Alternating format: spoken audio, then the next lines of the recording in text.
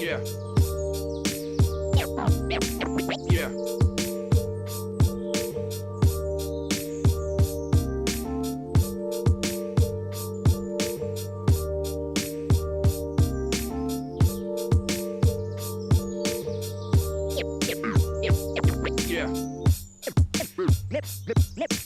Memories. Memories.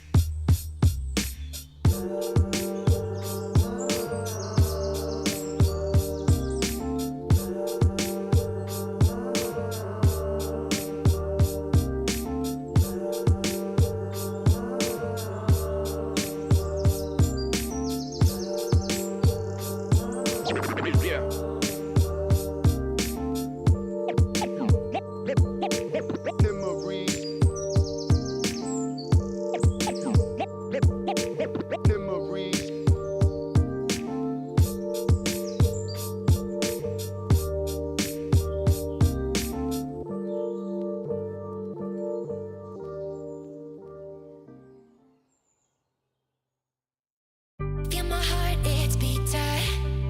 Oh, my body's breathing, it's just you and me. Feel my heart, it's beat tight. Oh, my body's breathing, it's just you and me. I'm so caught in this, we're so lost deep in it, can't stop. I'm forever the one you call. Let's free fall. I'm so caught in this, we're so lost deep in it, can't stop. I'm forever the one you call. Let's free fall. Let's free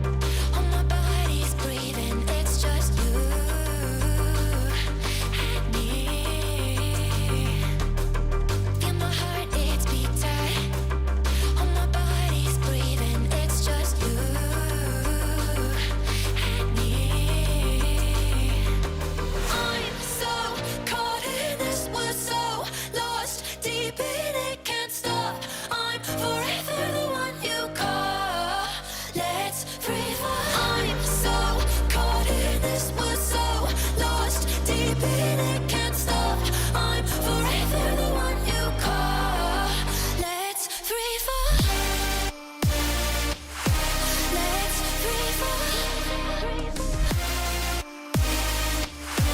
Let's free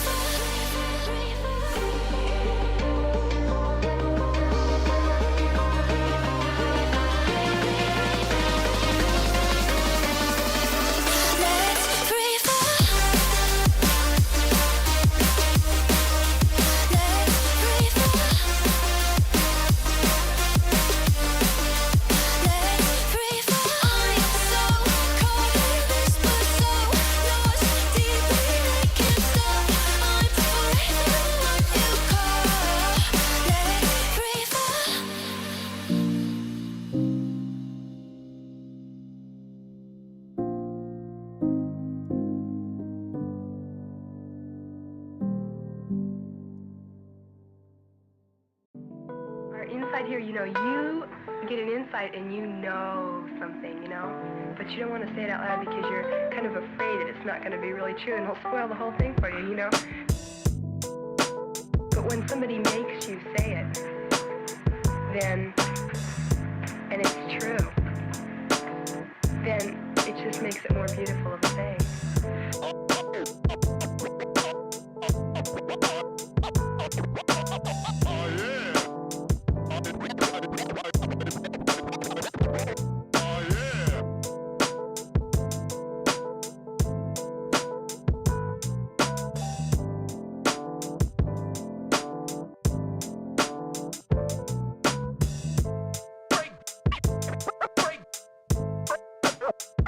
Break down. Break down.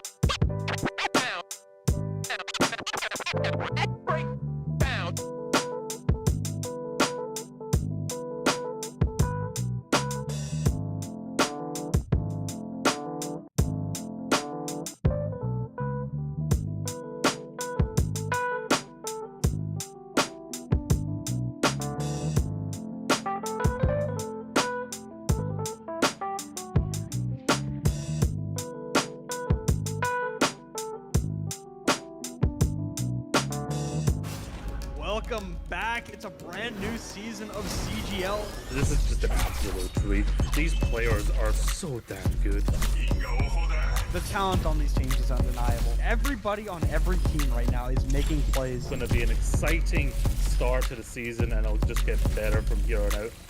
We're about to step to a whole new era of Overwatch esports. So much exciting action is happening here on CGL that you do not want to miss. Look who's starting it all off. It's Raven. No one necessarily figure out what is the right way to go just yet. What a nice roll through from Peyton. It's just gonna solidify everything for Mythos. Does come back, and Arsario gets the mech, but I don't need a mech. I'll kill 4 anyway. This is just a highlight reel for Arsario right now. They're making a statement in the EU Masters here. This patch is still incredibly fresh. There's so much to learn, so much to change about the way we play the game. NKC with the shatter is colossal. Let's get it going. Trades keep coming through. Lores, you're gonna be able to find these shots true. Edu on the overclock with 2. Here comes an Annabelle immediately goes back to fine skills, slicing and dicing their way through 2, 3, so back and forth. Do something.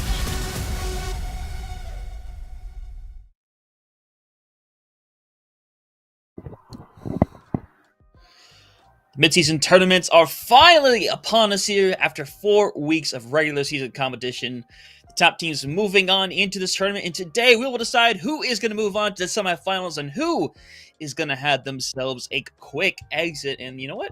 Thank you very much for joining us here today, ladies and gentlemen. I'm here with Spectrion, and today we got a matchup here between Uri, Mirai, and Everfrog. And Spectrion, obviously, these teams able to make it through. Both of them were top 4 in their respective groups, and so far, a pretty impressive season by both of these squads. Yeah, unfortunately, we haven't been able to see it because somebody in CGL, it might have been me, has goofed. Neither of these teams have been streamed before. This is going to be their first time in Season 14. They're going to be making the broadcast.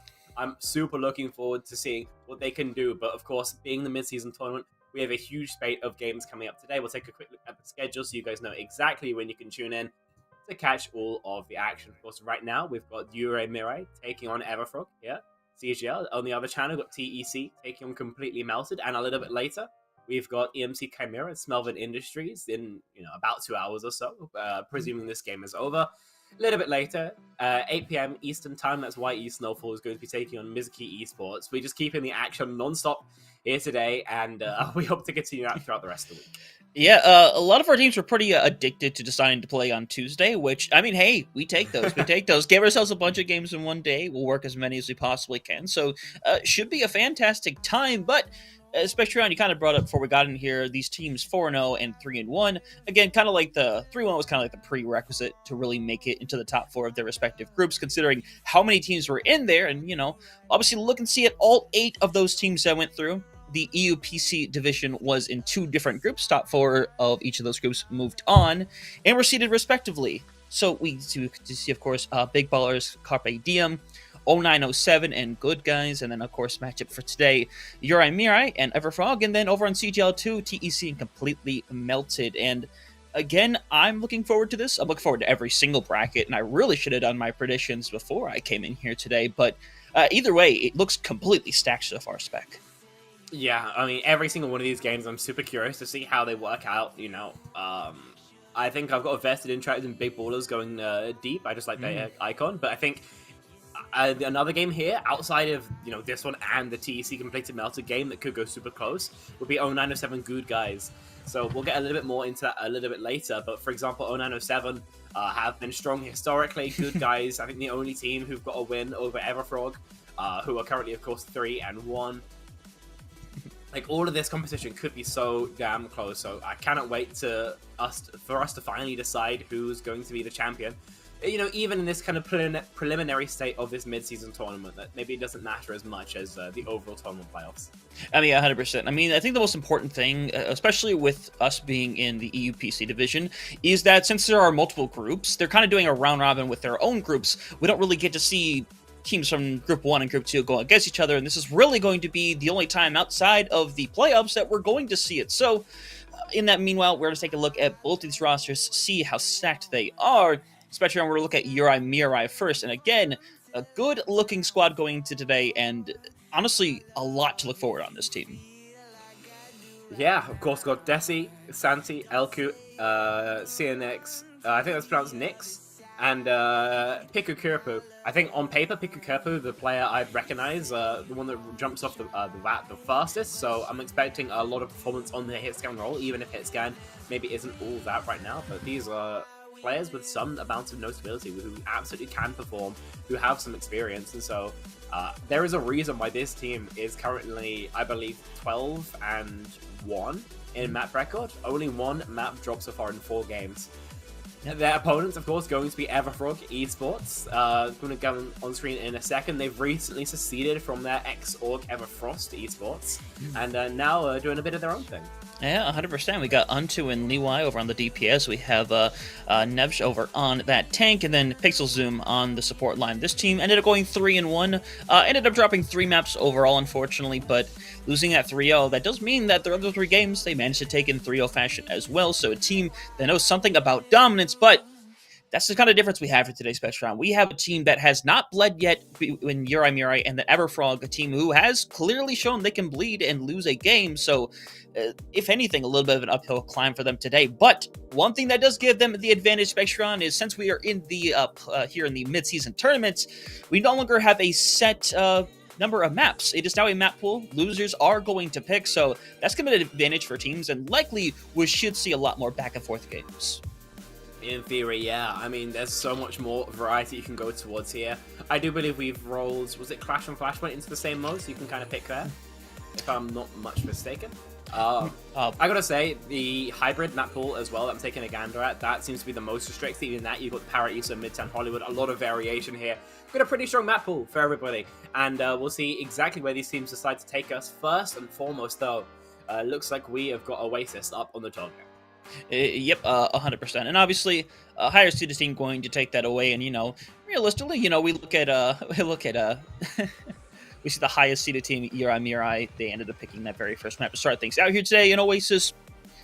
This is, well, first map was predetermined. We're going to forget I said anything, but you know what? We're going to assume they picked it anyway, because screw it. I've already said it. It is now a canon event, but either way, Spectron, Oasis is one of those maps for me where I think there's a lot of different compositions you can run, mainly because different compositions are stronger on certain sub-maps.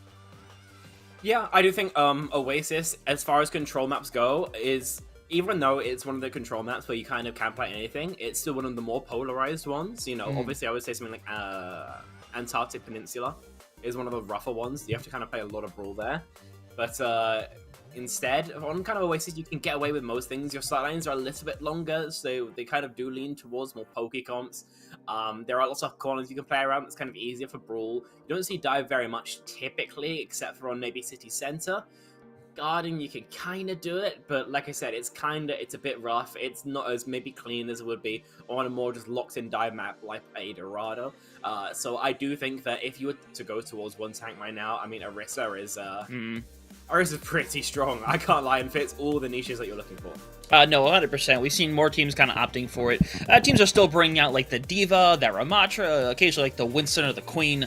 But the Orisa has been the one that kind of has come into light more and more, and it should be one of the most consistent tanks going into the playoffs, but something we're going to have to see, as we really want to see both these teams are comfortable on, because as we've alluded to, we haven't gotten to see these teams on broadcast yet. As Spectron, what exactly is that? Is that some kind of incense machine? Is that what is that? It's like a hookah lamp. Oh, no, not lamp, but like essentially it's like a way of inhaling tobacco communally. Yeah. Okay.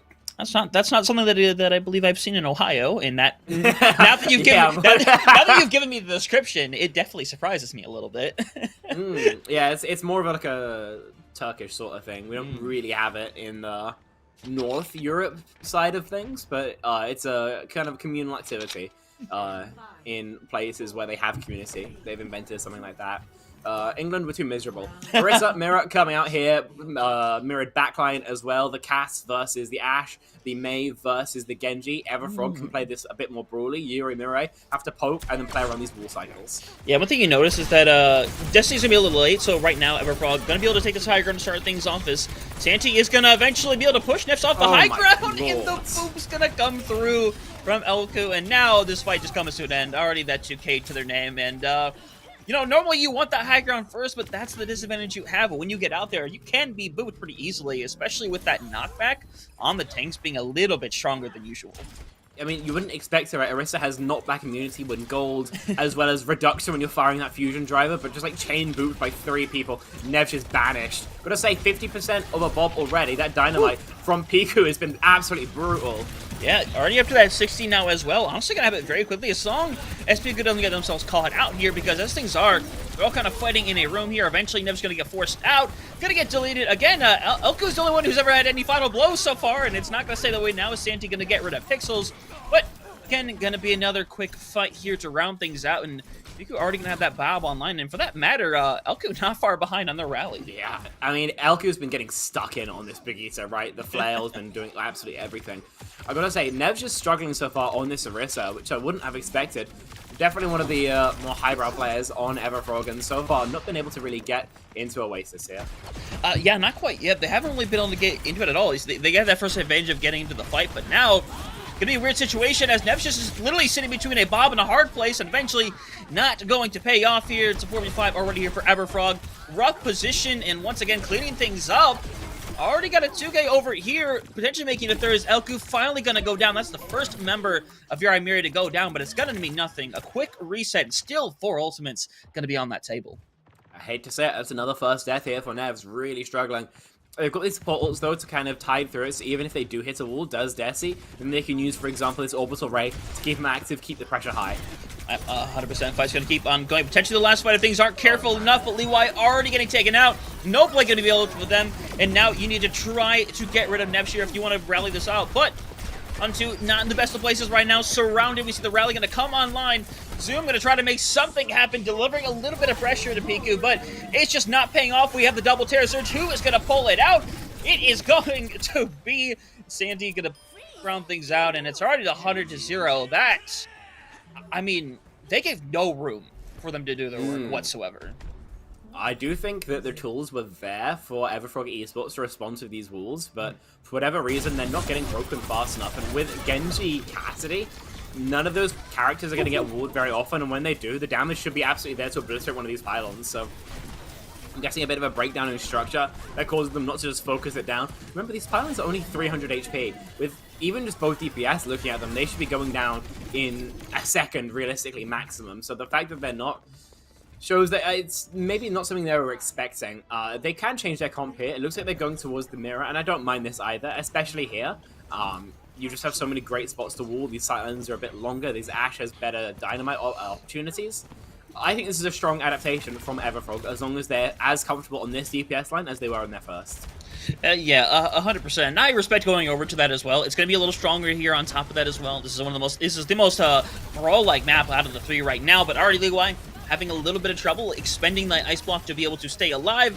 As Everfrog having a tough time pushing into this room at all right now, as Desi kind of holding down the line here with Santi, eventually throwing in the horizontal wall there. Eventually going to force a bit of a rotation. Someone needs to try to make a touch, and we eventually are going to see it as Santi is getting super low right now, getting a ton of pressure, having to expend that gold form. But the wall might be their undoing as Elko Santi going to go down. Looks like Everfrog going to start out with the point to get things going here, and clearly that mirror already going to pay off.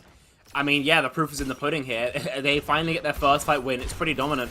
Honestly, that was such a great resource trade from both teams, but Everfrog just the ones on the positive end of it. Trading resources for space, for cooldowns, for HP, all that to eventually get the first flip here. Ults, I mean, this Juno ult is going to be so fast. I mean, they're already ahead before this fight, and the thing is that they're not really going to see it coming either. If they want to just go on this, they can, and they're going to look at it, and they are going to go with that orbital strike. Going to go through, lots of damage being done, cleaning things up as Everfrog, and now it's just down to the remaining members to try to die or get out as fast as possible. Expending the early ult, going to get themselves another big chunk of percentage, and again, Everfrog's just, I mean, feeling more confident now that they swapped. Fantastic timing there from Pixels, I've got to say. Yurimura were just committed into the fight, so they couldn't really back out easily. It's why those rockets did so much damage, why Everfrog were able to find kills so quickly. They're back now, their orbital ray now unmirrored. This is Yurimura's best attempt to put the point. Yep, Bob's going to be thrown out, though, to expend a little bit of pressure. A freeze as well, and it's going to be using, that's 3 different ultimates. And I should note, nobody is dead yet. The Bob is there. It's eventually going to get blown away. Both teams have kind of used their ultimates, but Piku's going to try to take this fight back. The Bob online, hanging around right now. Leva's got knocked around, and right now can't quite fight. It could have been knocked down for all we know, but either way, 5v5 is still activated. Spec, nobody has gone down yet. Yeah, they might in a second, though. The HP is dropping low. Zoom overextends, but it's Nyx the first player to fall. Yeah, and Unto is still alive, hanging around. Back to the 44 right now. X-Block going to be used by Desi, as both the Risas are rallying for a position, trying to see if they can find something, but Santi is starting to fight what was at first a losing battle, but slowly taking a bit of a regroup as it looks like eventually Everfrog going to take back over, but Yurimura are going to be able to regroup relatively quickly. Was that a 9 ultimate fight? That was Yes. so back and forth.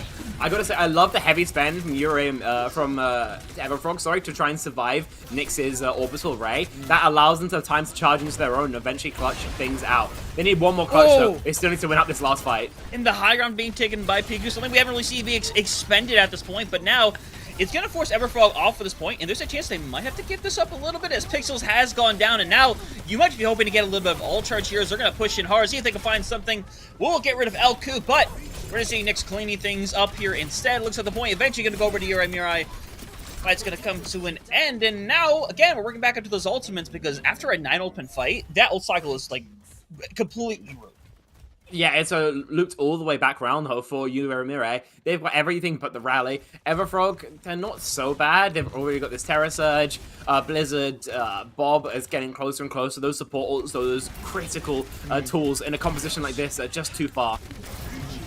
Yeah, this might be a situation where you have the time to take multiple fights. This could be a thing where you extend one ultimate to try to force out way more, but unfortunately, Freeze is going to come out. It is going to come out before then, so 44 is still activated, but right now, we see Everfrog trying to invest here. Not going to find anything on that side. Destiny already going to be taken out as well, and Everfrog having themselves a bit of a rough time trying to get into this fight, but the Bob is going to be expended to create a little bit more room. You can kind of see Santi hanging over on the side right now as Unto trying to hit on these sides on the fight. Rally going to be expended. And they have to be able to re-engage in this fight spec right now, and they need to not get pushed off as the Bob will be thrown on the other side, and the Freeze is still active and ready to go when Desi wants to throw it in, but Nevsh is going to go down. Pixels is going to invest as well, Spec, and now that could be a disastrous use because that fight is over. Yeah, it's not a bad idea to just, like, slow play the fight till you get an opportunity to orbital ray and then just rip it. That needs, though, Nevs to stay alive, dies at just the wrong moment. And so we're in last fight territory here. Yurimura, after getting pushed, could be flipping University to their favor. Just one more fight for Everfrog to stay alive, and not a single check mark for either team to try and defend against it. No, and it's pretty much impossible for anybody to get to that point. Leeway almost going to go down there right now. You see Santi, I mean, realistically, the closest one to being able to get this. They're going in super aggro. You want to give a bit of Nevsh. If you can do that, this fight is basically going to end itself as the overtime is going to activate. EDC bodies eventually go on to this point, and that's the thing. Now Everfrog are going to be pressured to go on to the point, and it's going to create more and more problems for Nevish, who is going to have a lot of trouble staying alive, but we see a lot of things being expended as Nyx is getting really close to having this orbital ray ready. Looks like they're going to be able to expend it now 4v4, and this could be the thing that closes it out. Santi getting rid of 3, clearing out the house, and that's going to be map 1 going over to Yurimura, pulling back University. That is crazy. I mean, that Gardens was pretty sleeper. I'm going to be real with you, but on University, instantly the action heating up. And when all is said and done, 99.99 and a 3k off the back of the Terror Surge allows Yurimura to continue to find these wins, but that really could have gone either way there. City Center was absolutely beckoning. That was ridiculous. I mean, it was, because obviously we look back here at Garden, you were kind of right. This was just a one-sided affair. I don't think we ever had a fight where we really felt like at any point that Everfrog, oh yeah, they're going to pull this one out. They were constantly playing from behind. And part of that can come from a very unfortunate start. You kind of lose all that momentum during the first fight. And this is one of the points that can be hard to take back because it can be brutal going through some of these rotations and obviously doesn't quite play out. But on the second point here, it felt way more even. And for a while, it felt like Everfrog really had their number, kind of just swapping over to their same composition, pulling it out. But honestly, I think there was just some misplay on some of these ultimates that got used either too early or way too late. Yeah, honestly, I think they were just in too rough an ult scenario for that last fight. You know, you're in a mirror against your opponent. Basically, everybody's below 50%. It's not a bad idea to go for a slower fight. You know, no one's likely to charge into ultimates, unfortunately. Orbital Ray just appears as if from nowhere, sneaks up on you, because it is, you know, just not that expensive in terms of the check marks, and you're just farming out so many numbers on Juno so often, right? Your healing uptime is so high. Your healing rate is high as well, so I think just not reading that was the issue in the end. Terra Surge, of course, but a pretty punctual end to things, but they would have lost it either way. Just Pixels was about 70% of the way towards his own ult. Everfrog just didn't have the tools to compete. Yeah, it's kind of just that unfortunate scenario, but at the end of the day, again, we are still in a first to three format. You still have the opportunity to kind of fight back, make something happen.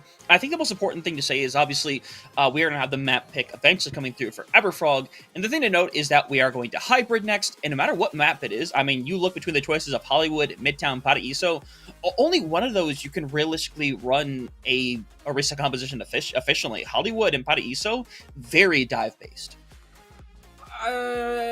Yeah, I've got to agree with you there.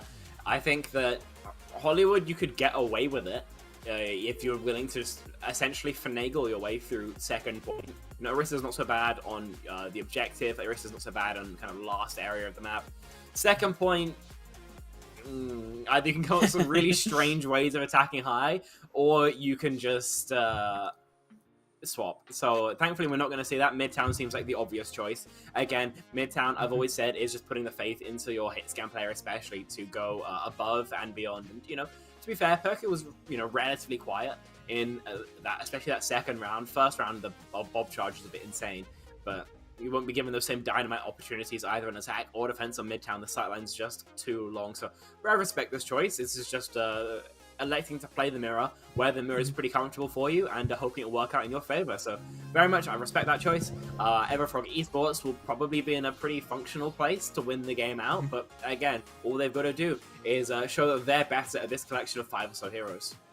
I mean, yeah, 100%, because so far we've seen that they're clearly able to, or clearly wanting to kind of mirror things out if they feel like things aren't working, and it's something that we probably are eventually going to see on all these maps. One thing I would love to see at some point, I do think you mentioned the sight lines are long here. It's going to be very good for hit scan. There is potential that we have the Widowmaker come out, especially on the attack, where there's a little less risk in pulling it out, where I see someone like Untu could do a lot of work on that, because while they were a little bit quiet, they were still doing an absolute tier amount of work over on the sideline, just constantly taking that angle, constantly delivering pressure.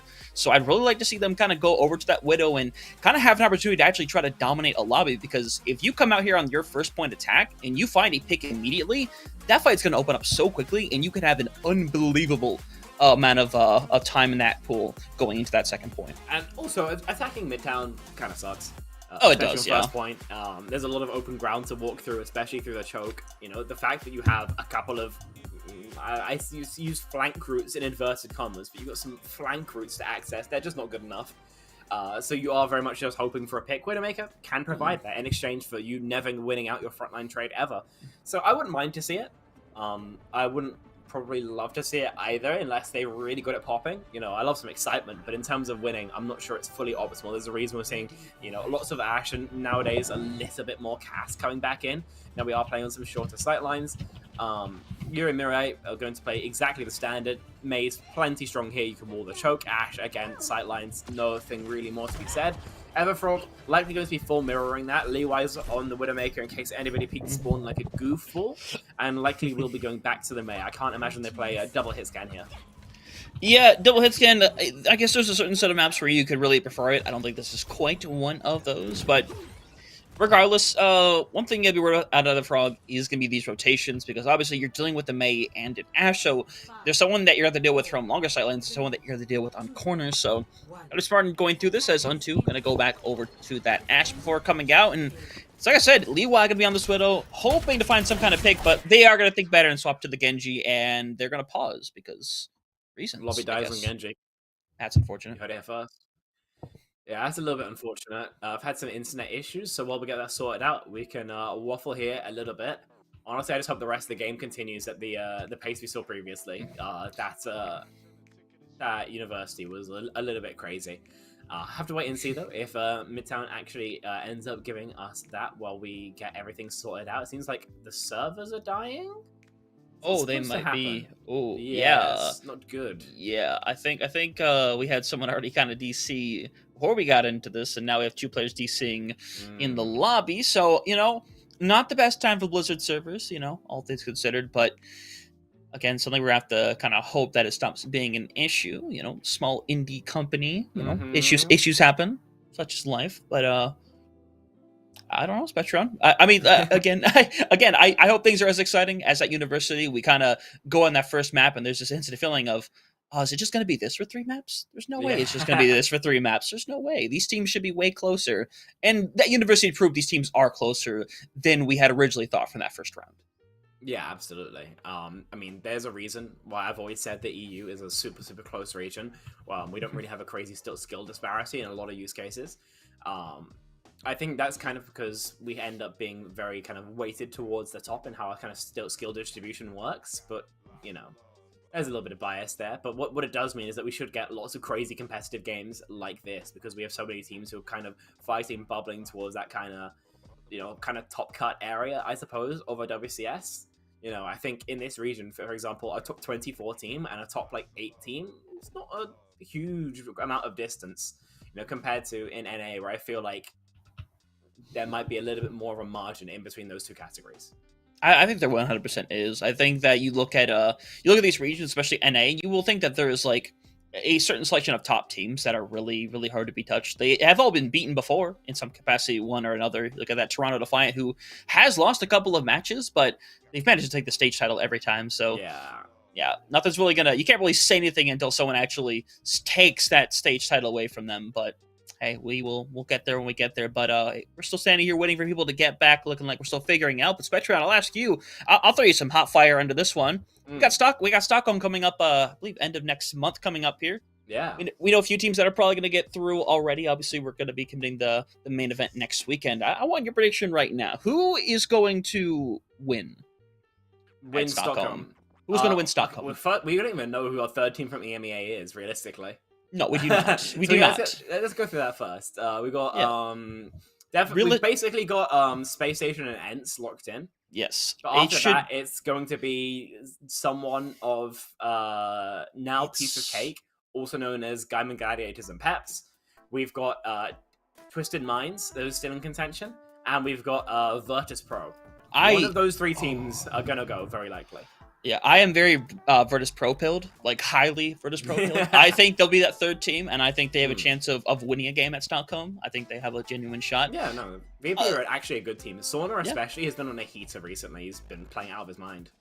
Yeah, 100%. We didn't have the chance to really see Sauna be showed off when they were in the Overwatch League, because they were kind of just the bench player for the Florida Mayhem, and then eventually the London Spitfire as well. Yeah, the bench player for London, because London, they knew what they were going to run. They were running the same thing. There was no reason to ever swap anybody else in for anything. Sauna is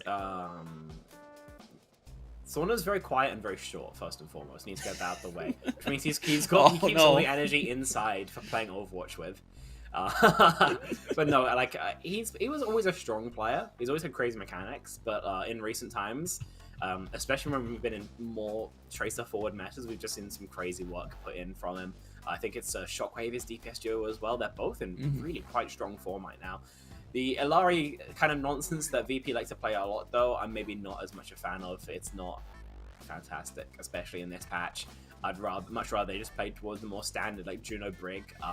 They're main support player Gala, though, is more of an Alari player than a main support, if you ask me. So I'm not sure if the competence is really there on the break. I think that's going to come back to bite them in the behind here. I think they have a better chance of going than TM for what it's worth. But as long as Piece of Cake play ups their potential, rather than kind of down to what everybody else that they like to do, I do think they're still the team with it kind of earmarked to go to Stockholm. Okay, that makes sense. That's kind of the same case. Toronto Defiant, regardless of what happens, they're already in. There's nothing that can take away from the points that they have. Energy Shock is pretty much qualified at this point, and so now it's really at this point a competition between Nightmare and TSM, or if somehow Shikigami or Fluffy Dreamers managing to win the whole thing, which means they would have to go and beat probably both Nightmare and Toronto Defiant to be able to get that thing. So I think realistically, Nightmare is probably going to go to Stockholm and take that third spot. But I can agree with that. TSM have always been a bit silly, goofy. Little bit. Still a strong squad overall, but I mean, again, I think we talked like briefly about Nightmare before and how I think stacked that roster is. Oh yeah, I mean, the tank line of Infected Clear is actually really quite insane, especially for a team who don't have like a crazy amount of financial backing. You know, it's not like a TSM, it's not an Energy Shock, it's not like a fully fleshed out org. I understand that Nightmare have resources, you know, paying for Infected's buyout kind of shows that, but it's they're not like a huge tier 1 esports org with like fingers in every pie, right? They just do it for the love of the game. So got some respect for that. Of course, also got respect for the wonderful folk at CGL for getting the lobby sorted out. We are going to be restarting the lobby, getting everyone back in here. Of course, we had to cancel the match at just 8 seconds due to 2 DCs, so we're just going to be going again from the top here, folks. An encore, I guess we'll call it. Nothing new, by the looks of things. Maybe we'll see another spawn shot, maybe not, from Everfrog. Yeah, not quite really more to talk about here.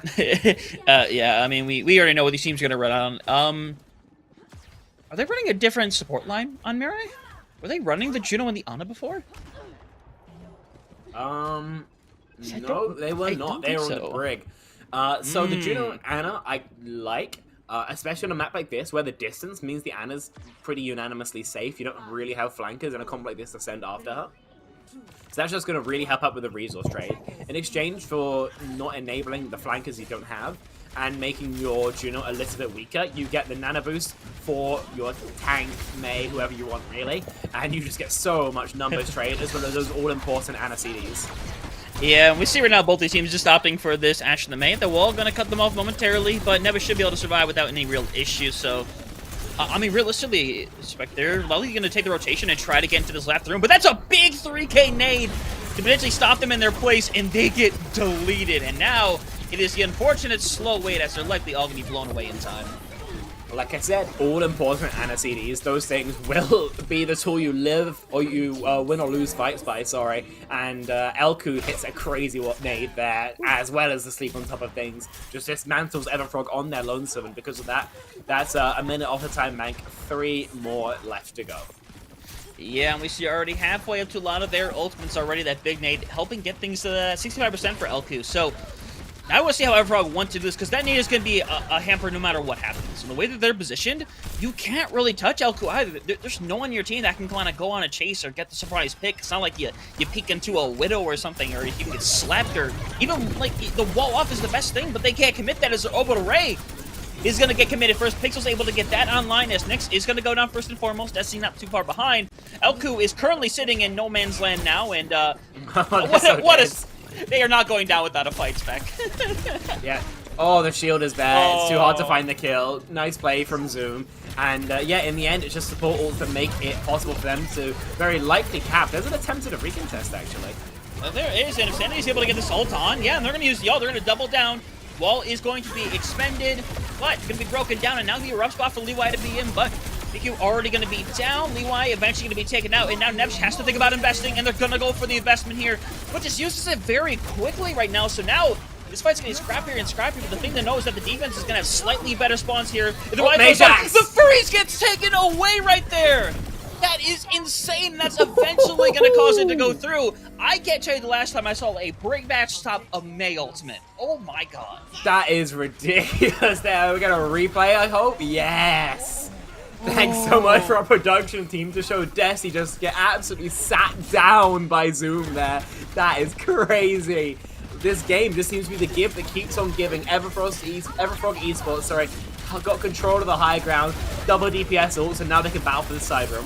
Yeah, Bob Ready is going to be expended to start things out here. No freeze for Leeway in this situation.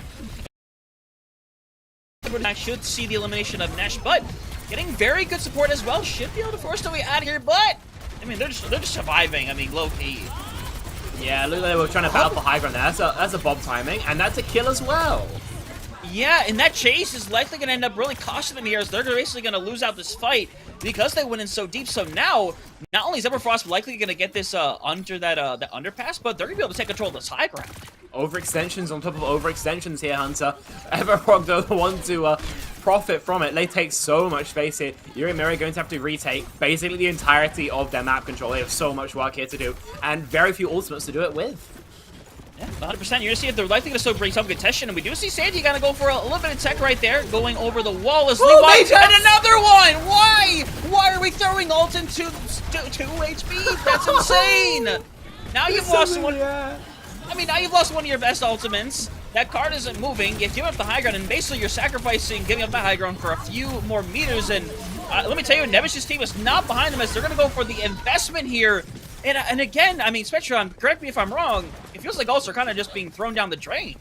I mean, a Mage X by definition is. I don't know what's going on. Maybe there's some of that RFK affliction in their brains, but as it's working out... What? Did we just Terra Surge nothing? You know what? Hey, zoning Terra Surge. That's what we're gonna call it. They've got worms in their head. They got worms in their head. I don't know what to say. Listen, silver lining for Yuri Mirai is, even though they just wasted one, they've still got 3 more. They've still got the biggest ones. Desi's got a second chance to the Blizzard double supports as well. I will cry if Desi throws this into the Reese's face. Come on! You can't keep doing this to me! How many times can I learn this lesson? I don't know. It's us. It's us. It must be. The lights are too bright for Yuri and Mirai here, but even though they lose their male and their Juno in that first engagement, they're still able to close it out there. Everfrog just overextend by looks of things into open space and get punished because of it. They've got ultimates now to help them, so I think this will be probably one of their better shots. They don't have a crazy ult advantage, but Rally here could be huge. Bob as well. There's a lot of point presence as well as a lovely off angle. That Elku is going to have to sit down with a sleep dart bears. Yeah, 100%. Only a little under a minute left to go. This is really going to be only 2 fights. Expendable right now. Nade's going to come out. Going to get... Yeah, I mean, fantastic. Nano is going to be given now. Luckily, that Nano not tossed down the drain. It's going to be eliminating a couple members. Pixels being taken care of. Pulling them in. This is the Terra Surge we were looking for. Santi with a 4K. Get them the 5. They will take it. What a cleanup. Nano Terra Surge, it just does enough damage to wipe out your team. Get a replay of this. Just Fusion Driver onto the first, and everybody else just had absolutely no chance. Look at those health bars. Low before the Terra Surge, but after that, just reduced to atoms. I mean, nothing left, and now we got potentially the last fight in our hands. Leeway does have another Blizzard ready to go, which I'll be honest, I'm a little scared about here. As the wall is going to be expanded a little early here. That cart has been rolling back for a while as well, so Orbital Ray going to be used, likely onto ready to use this bomb momentarily. I saw Leeway getting ready to throw that in. Looks like they're waiting for their moment right now, as Nick's already going to be down here, likely going to be trying to hold on to this. We see them trying to escape, but Leeway is going to die with that ult in hand, so 5 seconds X back, and you are missing your one and only ult. I understand the impetus to save it, but also you've just died because of that now. Untu's dead as well. This could be it for Everfrog. Ooh, yeah, and Santi's going to go over on that Doomfist. Really just trying to make it back here as they're looking for the nade. They are super low, waiting for the opportunity, and they use the spin. There's no way this can be eaten now, but you might not even need it in the first place. No one else going to recontest this point. Throwing it for good old measure. No one's going to eat that one, as we're going to see them end up going with the hold just before the second checkpoint. Pretty good, all things considered, for Midtown. Yeah, that's good work coming through on that defense there. A couple slip-ups on a banana peel for both those teams, really, but in the end, Yuri Mirai able to close it out. Replay of... Oh, yeah. Just the action in general. This sleep dart, though, was pretty insane. Personally, I don't hit that. I don't think I do either. Almost would have gotten an elimination. Who knows if that would have done anything, but... I mean, realistically, outside of, you know, the many freezes that got nothing, I mean, good play by both teams as well. I'm happy with how they played here, but just we can't have that. Like Leeway and Desi were essentially throwing away ultimates. Like it's very curious to me. We didn't see any attempt at a flanker from Everfrog. That would be my first instinct to deal with this composition. I understand that Tracer can be rough into like Mei Ash. They just do so much damage that forces your recall early. But also, LQ does not get like Brig Peel here. You know, Juno doesn't do enough damage to zone you away. Neither of these backliners do. And the actual healing is very much dependent on having LOS and attention. So one good clip and you could pretty quickly find yourself in a 4v5. And even the Juno doesn't have a great 1v1 into the Tracer. Especially if the Tracer's mechanically strong, then the flight is pretty predictable to hit, even if the movement speed is pretty fast as well. So you got strong mechanics, you play some aim trainers, and both of these are pretty strong 1v1s for you. Instead, we see the continuation of the Mei, and in that, then Zoom isn't finding the most value other than the Majax that we've seen. 106 meters to find. See what Yuri and Miri can do on their own events. Yeah, 100%. It's going to be devastating if we see like a first fight win here and taking over very quickly, because again, having to defend on such a short distance with such a long pool of time is going to be very difficult. But as things are, Nevsh, bit of a rough situation, is getting forced out of their position and kind of hanging above, and if we see them aggress, they could just take them out, but force are there. Unfortunately, it's going to be too much damage, and now going to speed in, going to clean things out, and Spectron, this is exactly what we didn't need to happen. Tick's going to be given up here, likely going to see no survivors here as well, and I think they might have just gotten this point essentially for free. Yeah, there's no attempt at a recontest here with those late kills onto the DPS line.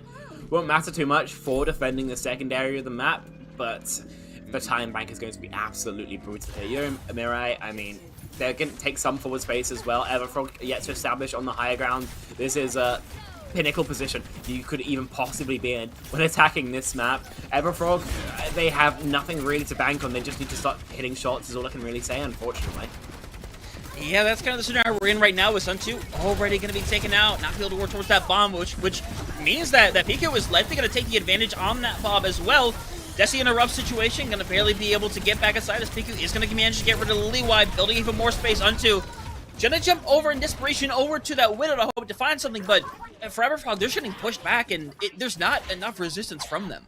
Yeah, to me it does seem like a bit of mental boomage as well. It seems like these aren't the plays that they would make if they were fully locked in. Onto on the Widowmaker makes sense. By the time you're actually fighting on some really quite wide sight lines, there's nobody who can really shut you down. The best 1v1 for Yuri Miri might even be the Mei.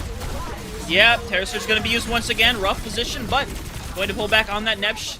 He's in a rough position, going to eventually be drained down, and I believe we saw, well, maybe the fourth Ajax of this game. It gets nothing, and now, I mean, they're going to push in, and this Yuri Miri team, they have not dropped the map for a reason. This team looks unstoppable here on Midtown.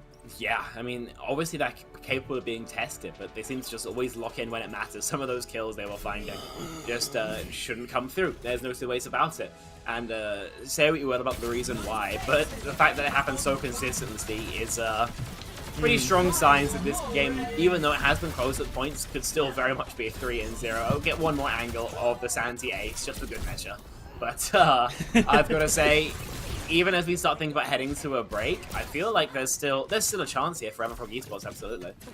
I mean, 100%. It's clear that we've seen them being able to produce something great, especially when they went over to this Ashen May. It felt more efficient. I mean, the problem was that sometimes Nebish was just literally on an island by themselves and they got caught out. They have to have an escape route. And unfortunately, some of those decisions they were in were really tough to do anything. I mean, the one bright side they had was, I mean, Yuri Miri was throwing away just as many ults as Everfrog was. It's the way it felt. But at the same time, they had such a good start going into things. They take a quick fight. They roll a thing under the underpass for pretty much no contention or no ultimates. And then it never gets back to that point. That's the best it ever got.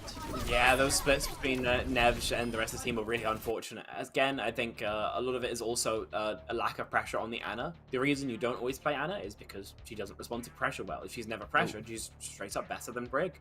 That's the only way to describe it, unfortunately. I mean, the nades we were seeing constantly purple, forcing so many defensive resources, your spins, your goals, what have you.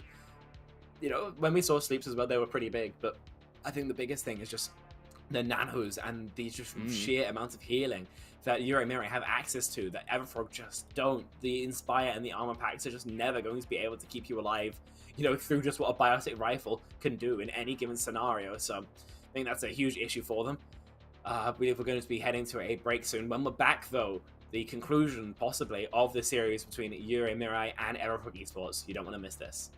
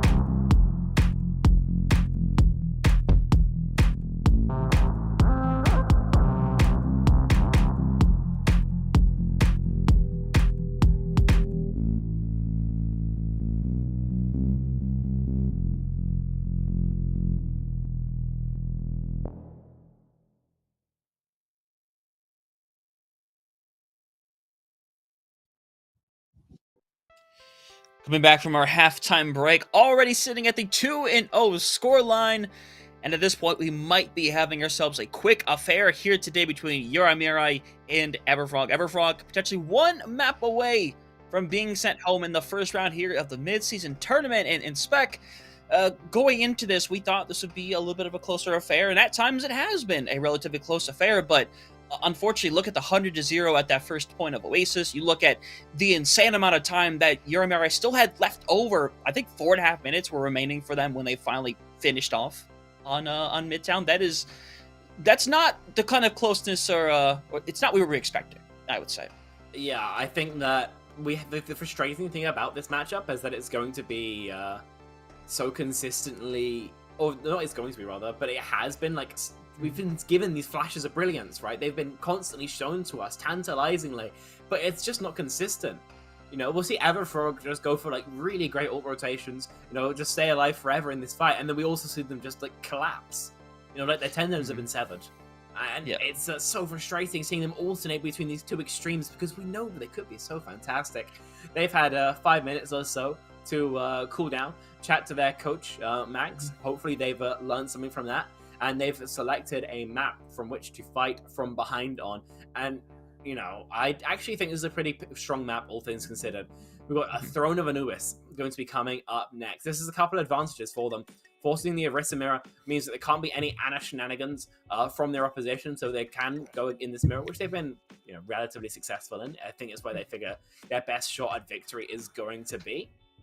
And, again, the sight line is going to be pretty comfortable here for a Mei. Ashe, without having brutal enough chokes for a Mei to really find easy wall isolation. So I think, given their options, this is probably their best choice without going to something totally different like a monkey map.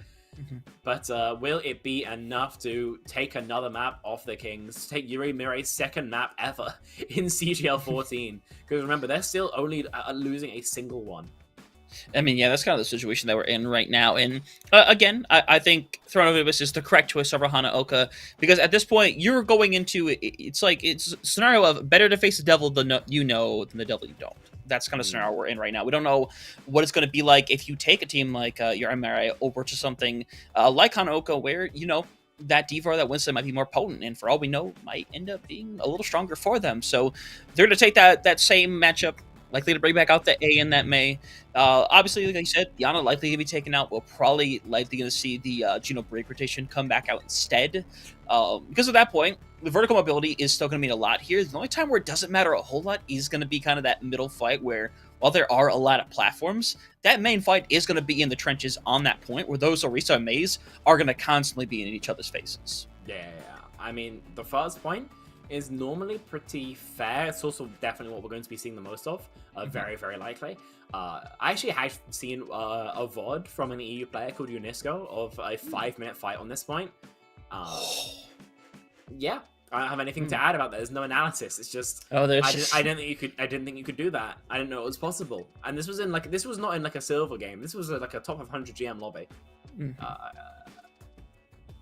I mean, that's.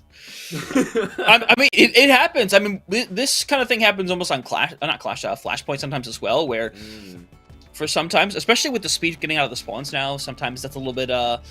Fights are a little bit more consistent sometimes. People are getting back a lot quicker, but not gonna be the case here in this situation. These points can cap so quickly, where if you get wiped off once, I mean, there's not even a conversation much of whether you go for the contestation again. It really only happens if you can kind of create some kind of stall, or if you have a close enough spawn. That's what it's going to come down to. But all these important fights going to be happening in that middle point on C. Spectron, we're going to see what these teams are running out the gate here, and I don't think we're likely going to be surprised by anything. They've had 2 maps to surprise us, Hunter. I don't see any reason why they want to change things up. Yes! No, you guys don't play Queen here. Yes! No, you don't. You're trolling. It's no, bad. in all seriousness, Queen is not that bad here. It's not a terrible solution. Obviously, I don't think the Queen into the Orisa is that comfortable. The Spear and the Spin can keep you outside of that melee range you really love to be in. And you're not doing all that much damage to that Fortify. You have a SimTP for both sides, then likely a swap to Cass, Ashe, Genji. Everfrog are trying to full Brawl Dive hybrid this, and I don't mind this at all. Could be an increase in tempo that Chimera just aren't ready for. Yeah, and I love this, but here's one single issue I have with this. I'm sure you have a lot of issues, Spectrum, but one issue I have is Everfrost is going to want a shorter fight, and that's something that's going to go their way. Untu was kind of struggling on the corner over there, eventually going to get through. Point going to start going through with the capture, but right side is we get a 4-man reset. Should be able to see a recontestation here as Desi should be able to join their team eventually. Yeah, they're going to need a dynamite or a wall, though. Otherwise, they're going to really struggle to get through this shot. They're not even going for it. They're just backing off. They want to play strong positioning. 4-pointer B. That's not so bad, considering that they're going to be at parity, of course, should this point go in their favor, as we probably expect it to do so here. We see this rotate from Everfrog Esports, trying to find what angle they can, trying to find somebody out of position for Gracie to tug, but not going to be found just yet. And so we're going to have to see probably just a blind engage. Yeah, it kind of has to be right now. You would hope to pull somebody off the high ground, pull them out of position, but gonna see that drop instead. Nev's gonna go onto the ground, gonna be hiding around because, again, you don't have to engage right away. You can kind of let them kind of build up. This isn't like a tick system right now, like the A and E points, so we're to see already a little bit of separation being caused. Again, you don't want this fight to go on super long if you're Everfrog. You want to go in and you want to find a target, but Nev's gonna be separated from their team a little bit here, still has a lot of support to work with. Point doing a bit of a slow flip here right now is Leeway, hoping to find something, and Untu going to go down first, might spell this fight to an end already. Gonna see a boop onto the Juno, but Flight is gonna be their friend, as it looks like the fight is indeed coming to an end smack, and it looks like we are gonna go to that 1-to-1 to start things out here. You get the Juno wall out in exchange for it, though. It's not so bad. Now you've got all your ults essentially uncontested. I would very much expect Yuri to struggle with this next one. We do need to see, I believe that's Untu live, though. The Queen, sorry. So as long as Everfrog can start in decent positioning here, it's really not bad for them at all. If they're forced up behind the choke, though, it's going to be a lot more awkward. Yeah, 100%. And now that you have this bow to work with as well, it's going to be extra difficult. Wow. But now, Nyx is already down. Now, the bright side is the point hasn't started uncapping yet. Wow. Ontu is just playing with the devil at this point. This disappears in the midst of the enemy team like Batman. And all said and done, though, that should just be it. That's going to be point C going in favor of Everfrog again. They didn't have to press a single Q button, which means that in this next fight, for example, if a Rampage connects and only that, Everfrog is still in a very comfortable spot to snowball that into a bigger lead. That is ridiculous there, Hunter. Honestly, I saw Untu go for that TP pretty much in the middle of the entirety of Mirai. I'm like, they're dead, right? They're dead? They're not dead. Interesting. But everyone here going to be able to start out this fight. We do see likely to see the rush going on early. It is going to go through. Got to see if you can find something if you're Nebs right now. You see right now, Desi is a little bit of no man's land, but they're going to go through on this. Managing to catch on the 2. Santi getting a little bit low. Going to get hit by Gracie. Cleared away as we're sitting in a 4v3. Bob going to be expended as the beat's going to be used. They need to keep getting rid of bodies. Looks like they're going to successfully do so, and looks like we are going to see, oh, what a wall. They're going to deflect! And they're going to keep it alive, and now Everfrog has the advantage as Yuri still has a contention here if they want to. Cool an ambulance, but not for me, man. Leeway flips the script 180 and has got the blade to keep the action going as Yuri try this recontest. Yep. Right now, no rally to be able to contest it either right now. His point sitting at 2/3 right now. Leeway is debating it. Going to go in. Terror Switch has been used. They need to get rid of bodies, and they've gotten rid of 2. Need to get rid of Santa right now, who's super low. Expends the gold for him, but it's not going to be enough. Miku not going to be able to contest once again. We're looking at a 3-1 right now, and Everfrog going to take a moment to recontest, but this team feels entirely different on this faster composition. Yeah, I'll see if they flirt with the idea of actually trying to attack A or not. Only 2 ticks going to be needed, but attacking A is a Herculean task, and that's putting it lightly here. They're pushing, they're prodding, but do they actually commit?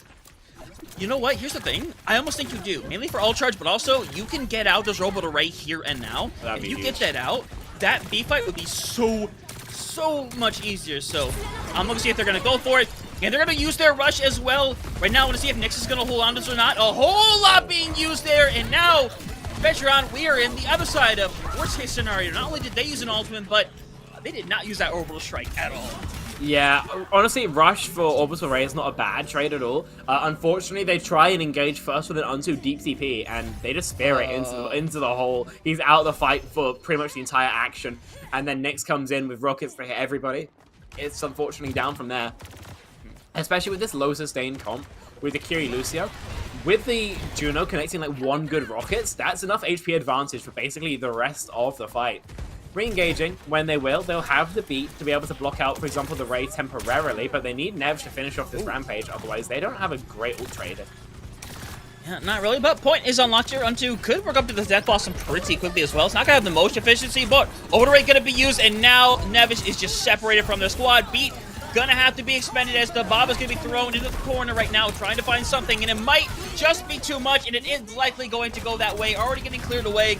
Again, they expend ultimate to try to hold on, and because of these late deaths as well, Urimer is gonna be able to take advantage of this first point here, and now 3-3's Petrion. Everfrost feels like they've kind of tossed their lead down the drain. Yeah, and again, it's all snowballing from trying to attack there on A, the Fool's Chalice, as it were. Also advantage now for the team in blue. Choke control in favor of them as well. Everything now looking up for them. Yeah, unfortunate scenario now for Everfrog, who, you know, still have a chance to pull this one back here right now as they're going to go for the Death Blossom. It's going to basically solely catch on to one, but you're going to see Nyx and Piku taken out of the fight. Should be tough to see them pull it back as Desi going to be thrown away, and the Terror Surge is going to be activated, basically thrown away, unfortunately.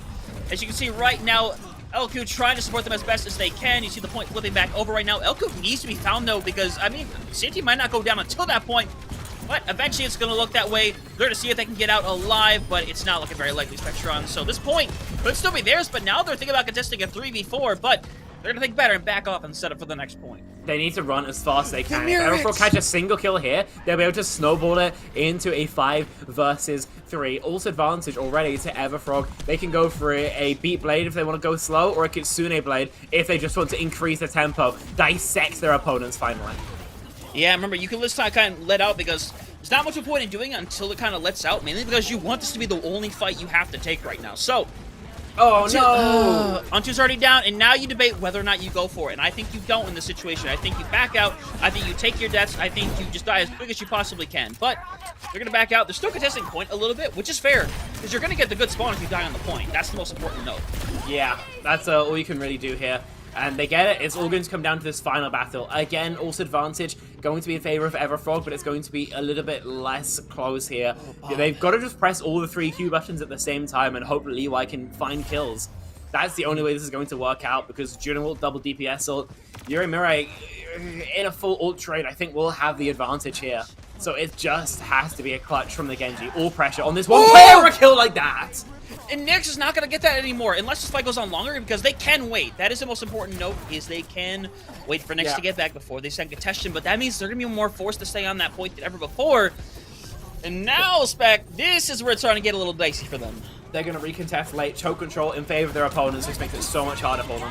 Yep, Rush can be used early, Bob going to be used as well. Remember, because of that, it's going to get booped off the side as well, and now, potentially, the game-saving blade coming through, but they get deleted as the beat does not come on in time, and now, it is down to no ultimates. It is just a game of who wants it more right now, but they're getting pulled away one by one. Urimer trying to survive. Liwei going to make their way onto the point as Nevish has worked up to another ultimate, but they don't need it, as they're going to pull it back and keep the series alive.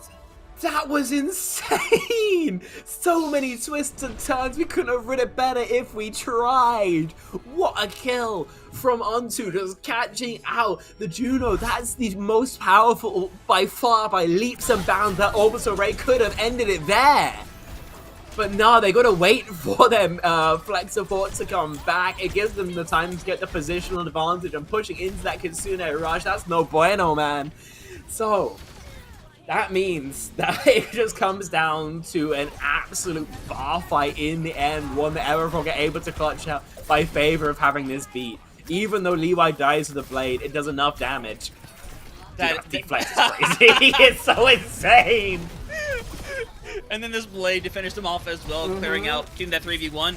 And obviously make the wrong choice in trying to attack A, because the series, or more so this map, could have been over sooner, all things considered. And look how many rockets that is. That is insane. And that ability's goofy. Ability's goofy. And then that, wait, so Piku, did Piku get pulled back up? And am I crazy when I think Piku got pulled back up into that ult or boot back up into it? Might have, honestly. Queen Knife, sorry, could absolutely do that. Man, that code later. Wow. Everfrog, what a swing back. Just pulling out a Queen comp in a meta where Queen's not all that, honestly. Now, it's going to be Urimer's pick, though. They can go towards anything they'd want. Going to be Flash or Flashpoint, or Push coming up next. If I were them, I'd be going towards probably one of the push maps. You have a bit more opportunity to force off that Queen. It doesn't have the point presence that an Orisa would, for example. Flashpoint, you've kind of giving Everfrog the opportunity to pick their own tempos. That's really what you can't do. We've been saying it all day long. When you're playing this queen, you need to be going a little bit faster. If you're not, you're gonna get poked out eventually. We see that in some of these longer fights. You know, if they just get stuck in for long enough, then eventually it's going to be Everfrog losing that out.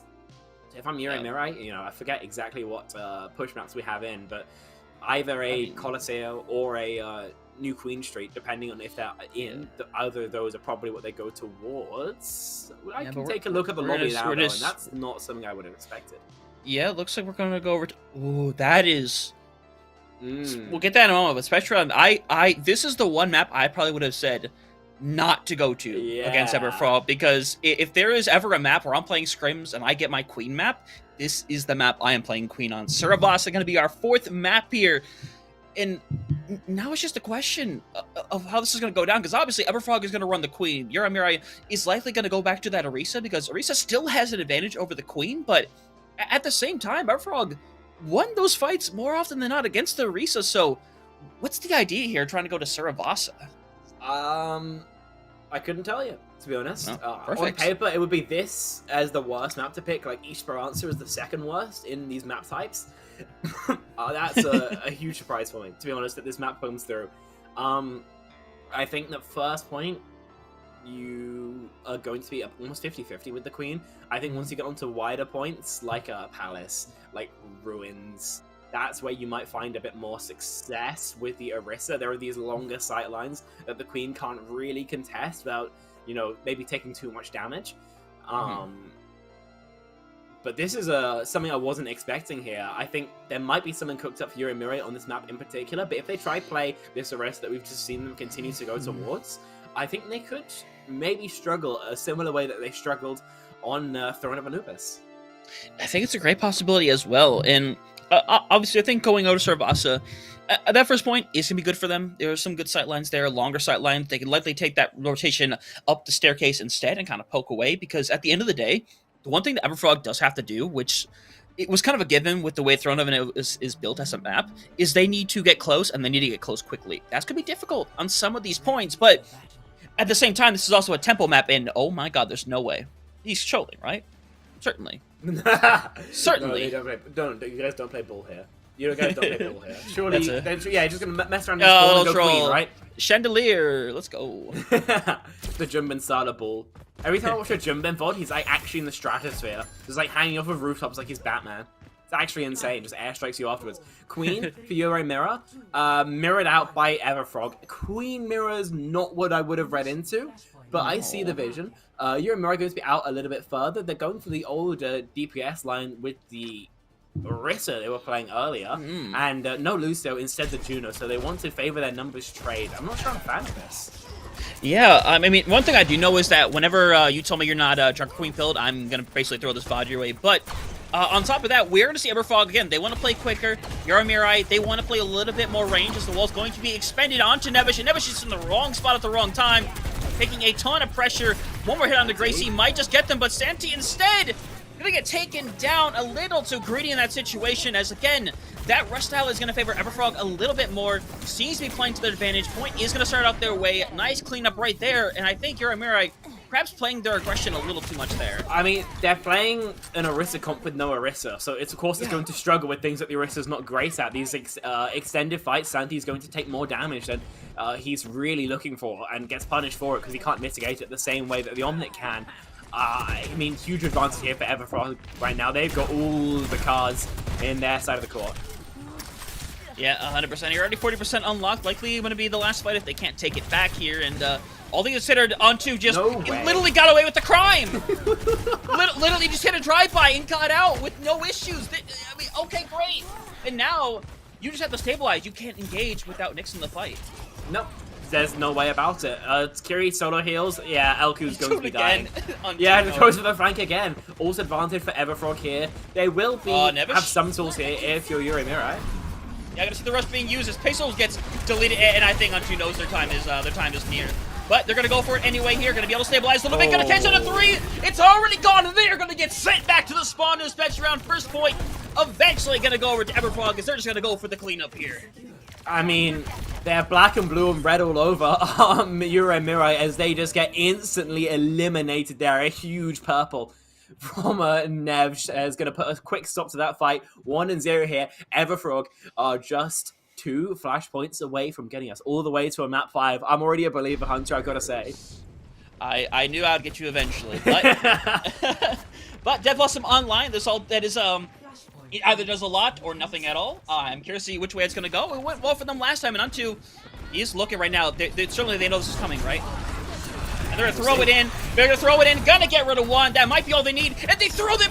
Okay, so Santi said, "Oh, you're ulting my friends." No, ult me instead. I wanted more. And instead, now they're gonna lose the fight. And right now, Yaramiri is. I mean, they have a lot of ultimates, great for them, but they have not been able to accomplish anything up to this point. It's a script flipped as well from what we've seen previously, right? So much momentum in their favor. Yeah, he's no, me, I want it. Untu is actually just like walking around in their backline. He's put on like a mask so people won't recognize him. Just moonwalks up to them, kills 2, and just leaves. It's actually insane what he's allowed to get away with here. Yeah, now we're seeing how much that Mirai is willing to expend to take away the first fight win right now. We see Nyx able to throw out. We are to see it being used onto 2 right now. Zoom likely going to be eventually taken out here. Likely only going to really need that freeze and that rampage. So eventually, going to clear it out. Santi going to get themselves a big old 4K for only about 60% going to go over to Everfrog. But you get out 2 really good ultimates for that. Yeah, I mean, they've still got this orbital ray, that's their biggest tool, but now Everfrog can actually duel on an all basis with this road blade combo.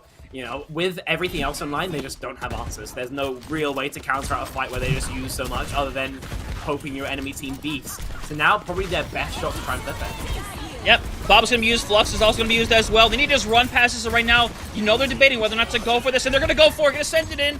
Delzos are targeting immediately. They need to find a target to go onto right now, but instead, playing it a little bit defensively, kind of scrapping around a little bit. Still a 45, but Nevish cannot go down, but they are going to, and now the beat is ready to go. Desi literally sitting at 1 health. Onto is still putting in absolute work for their squad. They need to be able to stay up, and they've already gotten rid of 2, but the problem is that Santi has been alive this entire time, and that is the last person you need standing when in a low character situation.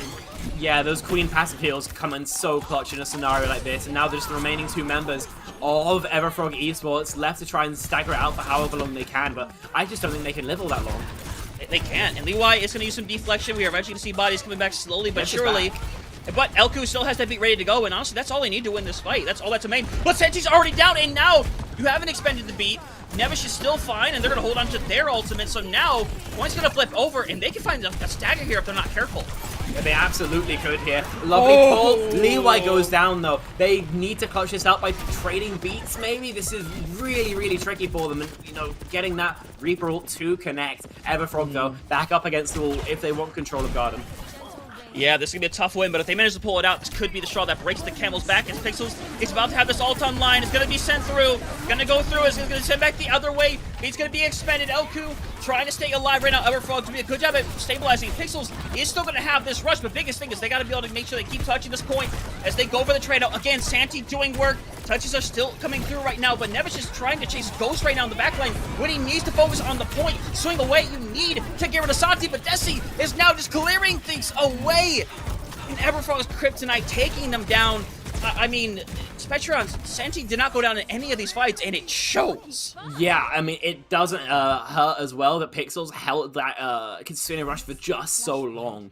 I mean, there were multiple opportunities to rip it, but in all the time where it wasn't activated, Santi was just marauding through the background. Yura were tagging onto the point, waiting for those respawns to come back. Really well played from the side on blue. We're now at parity here on Suravasa. Ults, pretty rough as well for Everfrog Esports. Yura should be taking this first, unless there's another small miracle from Untu. Yeah, again, Untu needs to find an early target here. That's the situation right now, is that you want to be faster if you're Everfrog. And unfortunately, they started getting into situations where they weren't quite playing as quickly. But still, very winnable fight here. You gotta make sure not to lose Leewai. That is your only ultimate on the table here. Well, we're going to see it go through here. Going to get a little aggressive to start things out. And Nev, again, is just going to be separated. And Spectron, this is my problem now. You run a quicker composition, but your enemy, who has a not as slow thing to work now, but they are just going faster now every fight. Yeah, I mean, it's also worth mentioning that Yuri and Mirai are generally going to win on ultimates. They have three pretty huge ones. So that is going to be a huge issue for Everfrog to experience, especially this double speed comp, though, as you mentioned, just so quick. They will be in a better scenario here, but they spent so much trying to clutch out Gardens here. They're really quite behind on Temple. Yeah, 100%, and they're trying just to get out-tempoed, but the Blade's going to go in super early. This is the tempo I want to see here. It is risky, but if you can find somebody, it's massive, as Pixels eventually be forced to run away, and this ult is going to get no value in exchange right now, as we're already going to be sitting up in that 60% marker, taking a quick little reset here. Desi will be forced to get out, but as things are, they're going to go massively aggressive here, and this could delete them, and it just might as the rush goes through, trying to find something. Going to get knocked away a little bit, but Santi has already found all the picks that they need to, and now, I mean, this point inevitably is going to go over here to Mirai, putting themselves on map point and match point as well, and Everfrog, I mean, they're also, again, you said it, they're also having way less impact, and they're not doing it as efficiently as they realistically should. No, I don't think so at all. I think that attacking Queen Comp onto Temple is really quite tricky. I do think this is going to be a little bit easier for them, especially by the looks of things. If they take a mid-rotation fight with, for example, the Rampage, I think that's probably their best shot to victory. Elku, though, has to be under pressure here. This beat cannot be allowed to go off freely. No, yeah, you cannot at all, but going to be potentially one of the most important fights of our series coming up here, ladies and gentlemen, as we want to see if we can take this all the way to the 5 points here, as, Nevish is going to see if they can get peak. If they can get rid of him, this is massive, and they're going to get super low, but they need to hit the shots, and they will eventually. Going to also expend the ultimate, get a bit of a 2K here, but Spectron, it feels like they use that as a disengagement device more than a thing to actually get into kills. It's going to work out, but it feels like you didn't actually have to use that. Probably not, no, but you'd rather use it and win than not use it and lose, I'll put it that way. When all's said and done, yeah, Piku just gets caught out. Elku's allowed to save the beat through for that next, which means that Everfrog, again, they're so far behind on ult trade. They need to go for a super aggro play, again, focusing on this backline. They are pretty vulnerable. They don't have all that much survivability, and the lack of a flanker actually allows them some more leeway.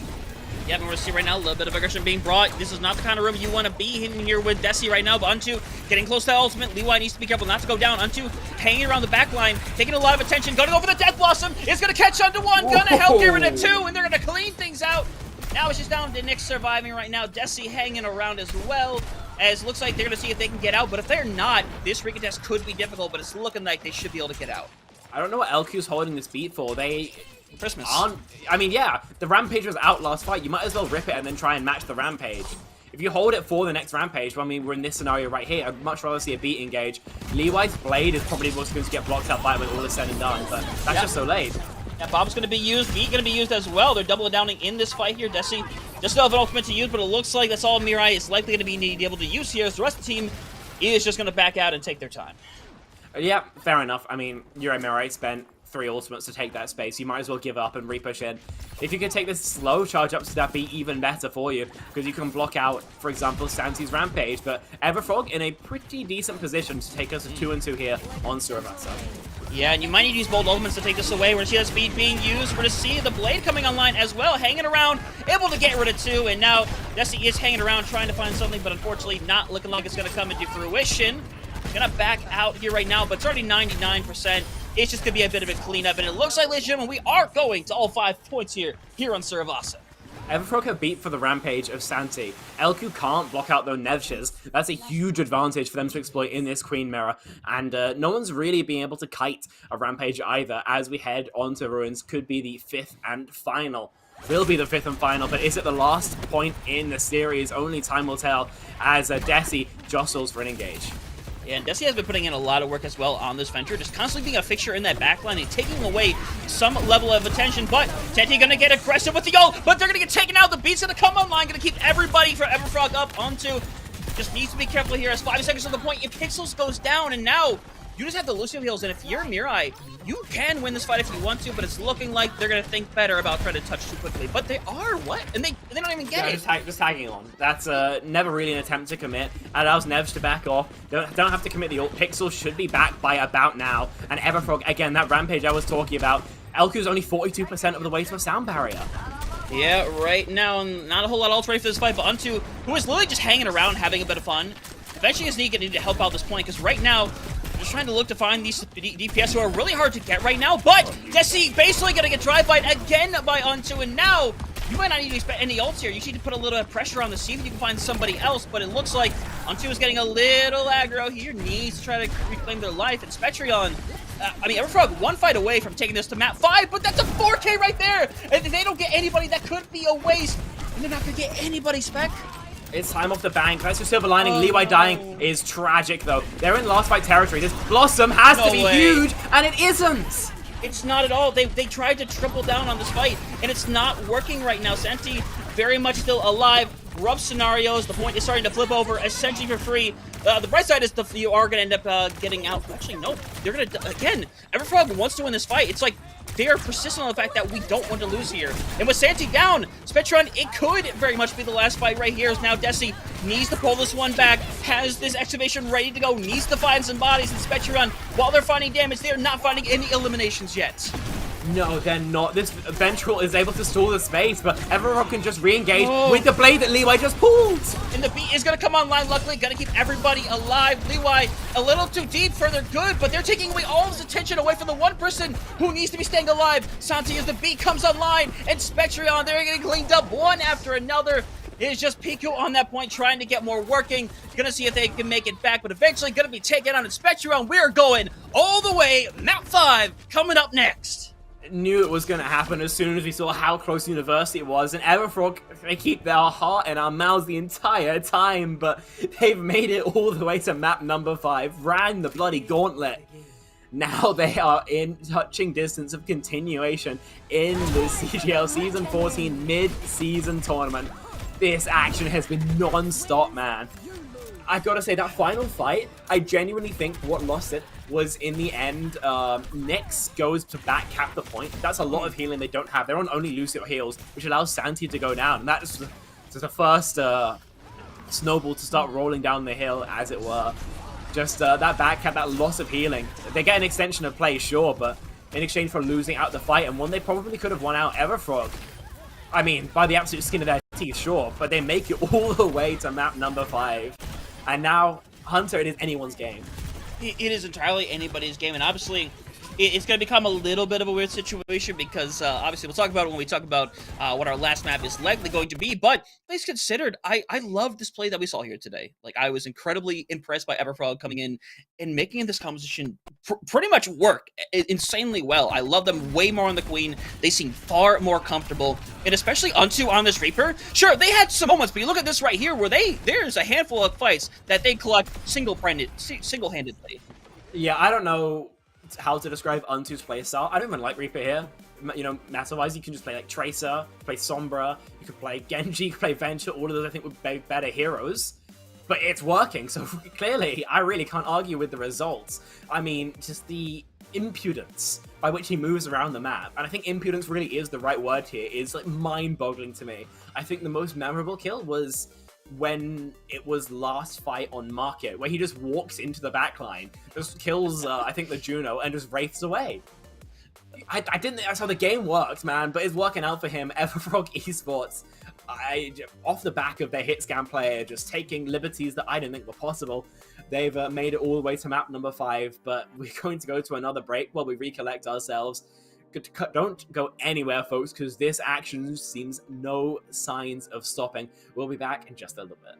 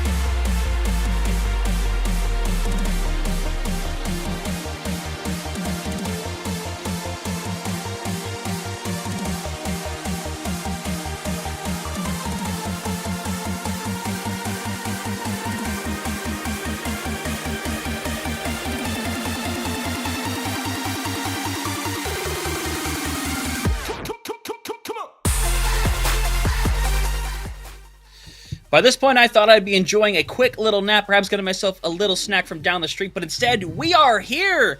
Spectron with a map 5 on our hands, Everfrog managing to outlast on both Throne of Anubis and Suravasa, bringing us to our 5th and eventual final map, and I can't say with complete confidence I thought we would be standing here, but Everfrog pull out this Junker Wing composition, they come in with a lot more confidence, a lot more speed, and now, Spectron, we're going to our 5th and final map, and I'm still just flabbergasted, even after a 5-minute break.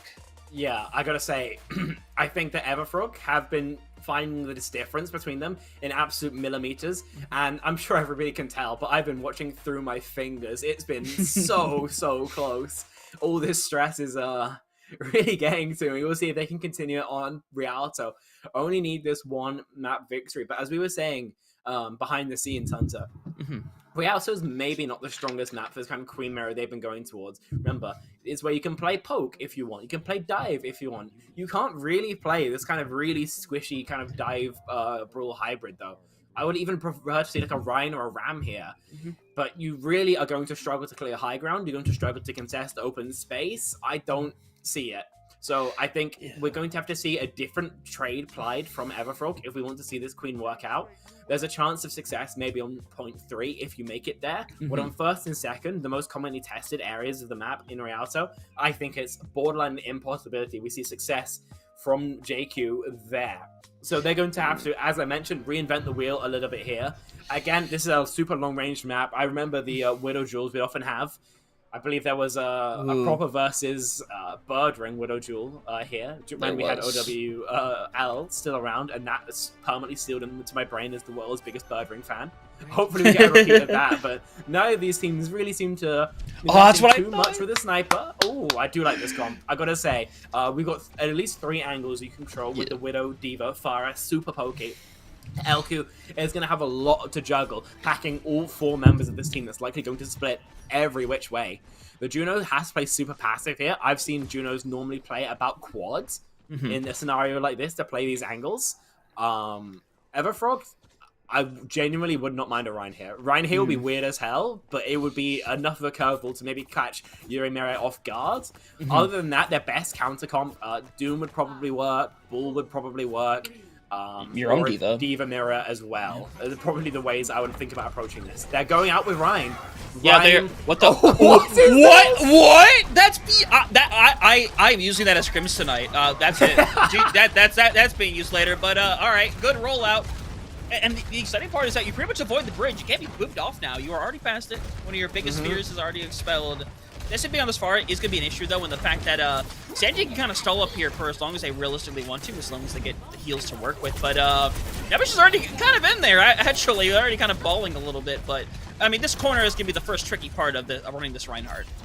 Yeah, they've got to figure out how to break this, and a lot of it is just hoping that Unsu or Levi can find something. They don't have many resources to work with, as Pixels has a lot to take up with helping Nev stay up. But also, they have a lot of divers to maybe sync up, which is why Piku is playing so backward and Brick. Yeah, and oh my goodness, Pixels literally went from 200 to nothing. And now Desi gonna try to survive here. Looks like they'll be able to do so successfully. And what we saw is we see Lee Y and Zoom kind of in that background, kind of basically taking away as much attention as possible and making this fight in front easier for Nevish. But unfortunately, they're in a rough scenario. They're gonna try to pin out, but I don't think they're gonna be able to live in this situation. Nev's dead here.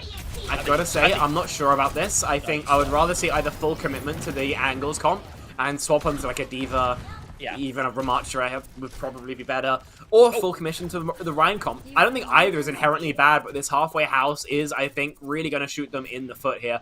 Almost half the time Mank already gone. They've found no modicum of success, not even an elimination yet. We've got to see something shift up and shift up quick. Yeah, I mean, at that point, I would have figured you go to the Ramatra at that point. You can still kind of poke away, but right now, Nevish is just... I mean, they're trying to do a rotation, I understand, and they're trying to take attention away. But here's the thing, is now, hey, look, now no one's on this high ground. It's just one, but it's going to go down kind of early here as well. No one from Everfrog particularly low either. So now, you've gotten through that first big breakthrough, and Nevish is trying to swing away a little too much, getting the support that they need, but that shield is not infinite. They're going to have to pull away, and this is that problem. If you're running a Ramatra, you're able to shield so much of that damage. With the Diva, you can DM. Once that shield is out as a Rhine, nothing saves you. You are cooked. Yeah, you're just going to sit there looking pretty. See if Pixels gets staggered here. It doesn't look like Santi has the gumption to go any deeper. And I suppose you've got ult advantage now. The Earth Shatter is going to be essentially free, but you can't play an entire attack round among simply Earth Shatter win cons. Yuri Mirai, gotta say, apart from that Orbital, Ray don't have really strong ultimates.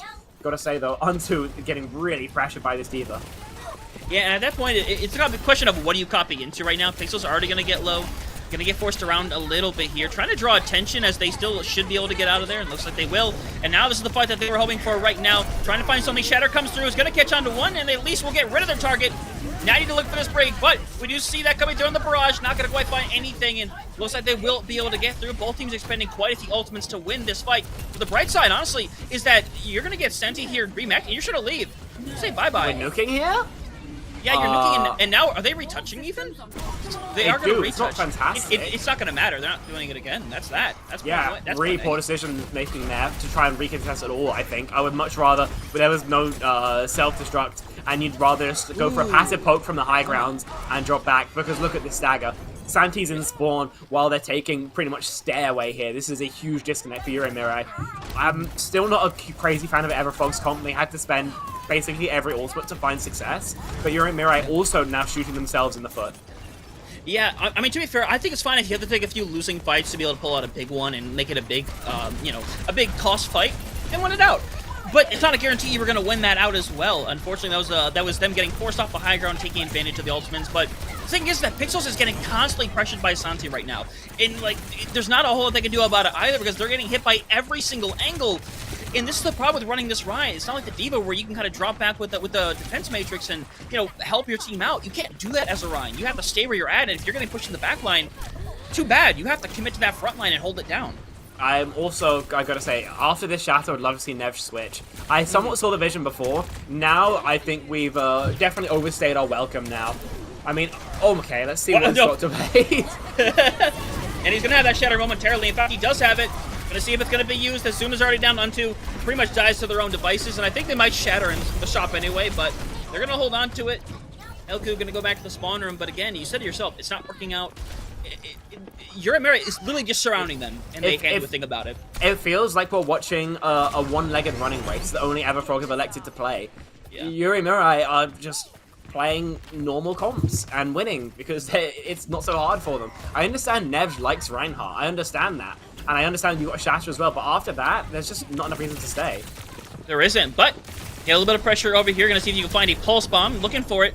Pulse is gonna come out, gonna get a whole lot of nothing, and now Beat's gonna be used, expended. They wanna go super aggro in this fight. They're gonna copy a Reinhardt of all things, and now you have them sitting at one. You managed to get on that Reaper who, I mean, I'll keep it honest, that might be the one kryptonite that this team has, and you might want to focus on, honestly, just doing a Soul Shatter onto Santi, and that's exactly what you're going to do, taking him out of the mech, and I don't think they're going to get back into that bomb either, and they're going to get rid of them, and now, minute left on the clock, no ultimates in hand, but now that they can play a corner, they should have a slightly more advantage for Everfrog. Nano Boost would be much more threatening if Santi was closer. Ooh. They don't have a proper recontest. Ram is a nice choice here. I think that will force Everfrog to maybe reconsider.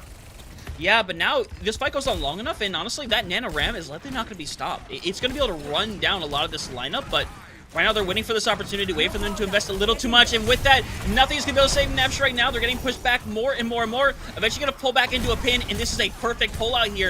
If you can keep Nevsh up with PQ down, I mean, Everfrog have a big advantage in this fight, and now they're going to run it down. They pulled that Nano a little too early, and now we're going to go to the third point. Little under 2 minutes, and unfortunately, the Nano not paying off. Okay, but all of that was because Leeway could relieve pressure by winning out their Tracer 1v1. With Piku as the tip of the spear there, then absolutely Everfrog getting wiped out. But instead, Everfrog through to the last point somehow. And Nevsh is in their spawn, and they've got ult advantage as well. Everfrog Esports, they're like they refuse to die. They're like a termite. And speaking of termites, PQ really wants to get out of here alive. Really is just hiding for their life. He's going to get forced out, but Pixels is there! For their third final blow in the span of like 10 seconds as the pin's gonna come through. They're going all out with the pressure here, deleting them one by one. Santi not in the best position, but now they've gained all this space to work with, and now they get to solely play in this uncomfortable room. They've got a Shatter as well, no way of blocking it out. Pulse does damage, Cleanse heals him right back up. Nevj is the arbiter here of who lives and who dies. Santi's been dispatched. And now they get the res up online thanks to that Mercy, but the Pulse is online, and they're gonna finish with almost a minute on the clock. You could not have told me in those first 2 minutes that we would have gotten to this point. You could have bet me $100 that they wouldn't have finished like this. And I would not have believed I saw that on Derby stream, bro. There's no other way you cook up a strat like this. Because it was almost a full hold, right, on that first point. It could have been a full hold on the second point. But it just... a series of unlikely events have telescoped into Everfrog Esports now being in pole position to win out this match. And the thing to note as well, Nebish, I mean, being on this Rhine, obviously we both thought it was a questionable decision here, but one thing we have to note is that Shatter, every single person it had caught, they got the value off of it, and they took them down. And while it was only usually one person, it was important before. It was just a rallying brig they ended up being able to take down. It was eventually Santi who was coming up closer and closer to their own annihilation. Like, these are paying off very well for them, and they're going to double down here. And the bright side is now, guess what? The thing that has been happening these last couple of maps, now Mirai have given up what they were doing. They're being forced to play a different game, and that's exactly what Everfrog wants. That was insane. I don't know. I feel like words are beginning to fail me now. Chimera back onto the Orisa. It's what they found most of their success on. This Rhine, I still don't like it. I still don't think it should be working. No. Nev's just been able to apply their trade. Like I said, Earthshatter in Overwatch 2 is a win condition with no off-tank to actually allow you to peel. They're staying on the exact same comp. Pixels are still on that Kiriko. Which I don't think the Kiriko's a bad idea either. And again, you kind of have to have it as a deterrent for the fact that Elku was kind of on this Ana. That wasn't even the original plan. This isn't even why they wanted it in the first place, but ended up working out for them as now Nebish is in a really rough position. Someone needs to be able to deter Piku, and it looks like it's going to have to be Leewai. Bit of a rough position, but got the recall, and already might be chased out of here. In fact, they're dead. Die. That's insane work from Piku. What a huge kill. How do you find a trade here for Everfrog? You don't. I don't think you do, unless Untu manages to find something, but now they're forced in a room together. They're getting pushed back. You have nothing to work with right now, but... okay, leave it to the supports. Why not? We haven't talked about enough. Pixels, Zoom, both been putting in incredible work, and now, I think single-handedly just helped stabilize the rest of Everfrog. That's actually insane. Everfrog were honestly on the ropes there. No Tracer is a lot of off-angle pressure. It means that in theory the backline, well, everyone other than the Orisa really, are totally free to do what they want. But Pixels and Zoom both win out their one, and because of that, Yuri and Mirai are forced to back off. A minute gone from the time bank. 3 more remain. Yep, and I like this right here. You see them pushing through Basanti. Rough position right now. Pixels as well. But right now, Nebish able to swing away pretty much unabated, and a fire strike to take them out of the air. And now, it finally feels like for the first time in a minute that Mirai doesn't quite have an answer to this. Kitsune Rush on the front line means that minced horse is not on the menu. I gotta say, Oh, Piku, you're where? Why? Oh, if we saw a reset there, I wouldn't have minded, but that's such a huge dagger. That's like 10 seconds off the bank. That's 10 seconds Yuri and Mirai don't really have. Remember, they've got to finish with time. They would love to have a competitive time bank with Everfrog. Somehow that doesn't seem crazy likely right now. Ult's gonna be close. Everyone, in fact, Yuri and Mirai, got to pray that their check marks are what digs them out this mess. Yeah, and they're all coming up to that check mark right now. They're gonna go for a big rotation around that high ground right now. Leewai getting chased around a little bit, but still looking for that pulse bomb. And literally, Everfrog's like, okay, your rotation. We don't care. Do it. It's a waste of time for them. They flip the map. All they care about is having a corner, really. So I don't think much changes here.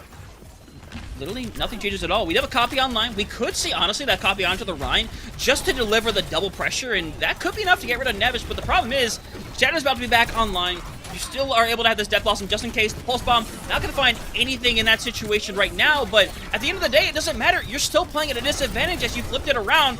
He's going to come through on the Bob, going to put him out of position here, and right now, you're looking at potentially a solo shatter again. As we see it go through, going to use the gold form, so it's going to find nothing. Nebish does not want to go down though as Untu, going to make the choice to die with his ultimate in hand, getting forced out. And at the end of the day, the one thing you have to bring up is the fact that you have forced Mirai to use 3 ultimates into this fight just to force you off of the point and take away some kind of win. There's going to be a recontest here. It's not going to be perfect, but they can get overtime started, especially if Leewai and Untu touch liberally. They are forced back. Piku having this sightline is super hard for Everfrost to try and break. They have to wait and see how they attempt to dislodge the Ash, or maybe even don't. Yeah, Can't afford to lose anybody right now. Piku coming up with this Ash right now, but biggest thing right now is Untu needs some care, and they need it badly. They're going to get some heals right now. Going to go in, and they're going to go for it here, trying to blast away, but they have double the turn on them right now. The beat is able to help them stabilize right now, but Nevish eventually going to be taken down. Desi going to go a little aggro here with this Rhine. Has another shadow for good measure. Might as well use it, and it's going to catch onto somebody, and Desi pulling back this fight has been honestly a polarizing figure throughout the series. Yeah, able to make it through in the end. I'm not normally a fan of Rhyme Juke, but it gets the results needed there. Lovely work to just totally deny Untu's Blossom. Gets shielded, spun into oblivion, and taken down. Just no chance there, really. And the HP damage that Nev should take it, just too much. Ooh, and we see Desi now matching the Reaper as well in this situation. Honestly, I'll be honest, I don't mind this. You put a little bit more pressure on Nevish, who has gotten away with a lot of different things right now, but still has to be careful and give up that high ground. And what a nade. Yeah, won't be punished though, so it looks like it's just going to be this battle on the high ground again. Yep, Santi going to be forced off of the high ground. Is getting really close. The Nano going to be expelled. They really want to win this fight. And with that big investment from Nevish, it looks like they just might, because now that's going to be tough to pull back, but is he going to get caught out here as Nevish still sitting on this shatter if they want to, but they're going to hold this corner and back up and take a soft little regroup. Yeah, Zoom going that late is really quite awkward. You've got to wait for your Lucio. All you got to do now is hope you don't get staggered. Huge spear. These two should be going down. Yeah, and they managed to get rid of Nyx, which might be the most important figure, and you're going to get rid of more than that. And now, by the way, Santi is still alive, by the way.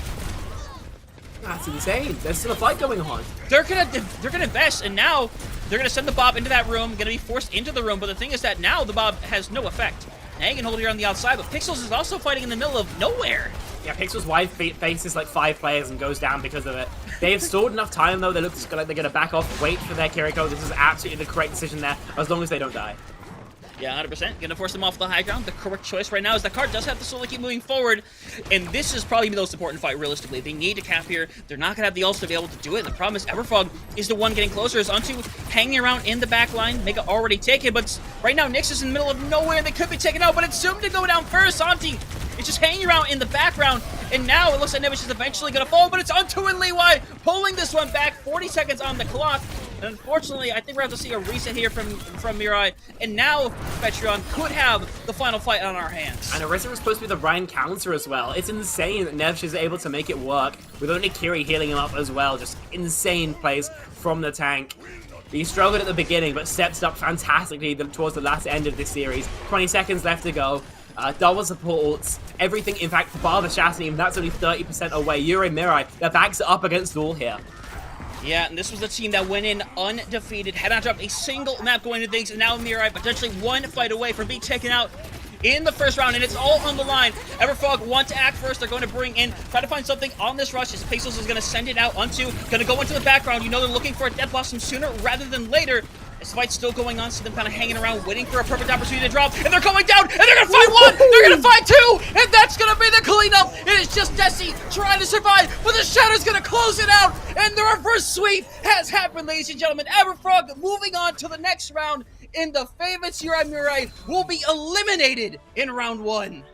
They were undefeated in the regular season, nary a map dropped, and in their round 1 matchup, they get reverse swept by Everfrog Esports playing Queen and Reinhardt. It boggles the mind. It absolutely boggles the mind, doesn't it? And the thing is, especially on Rialto, it was awkward. But if you look at the distance covered, it wasn't even that close, right? I mean, they didn't even manage to make it into the 3rd point whatsoever. Everfrog Esports finished with time left on the bank.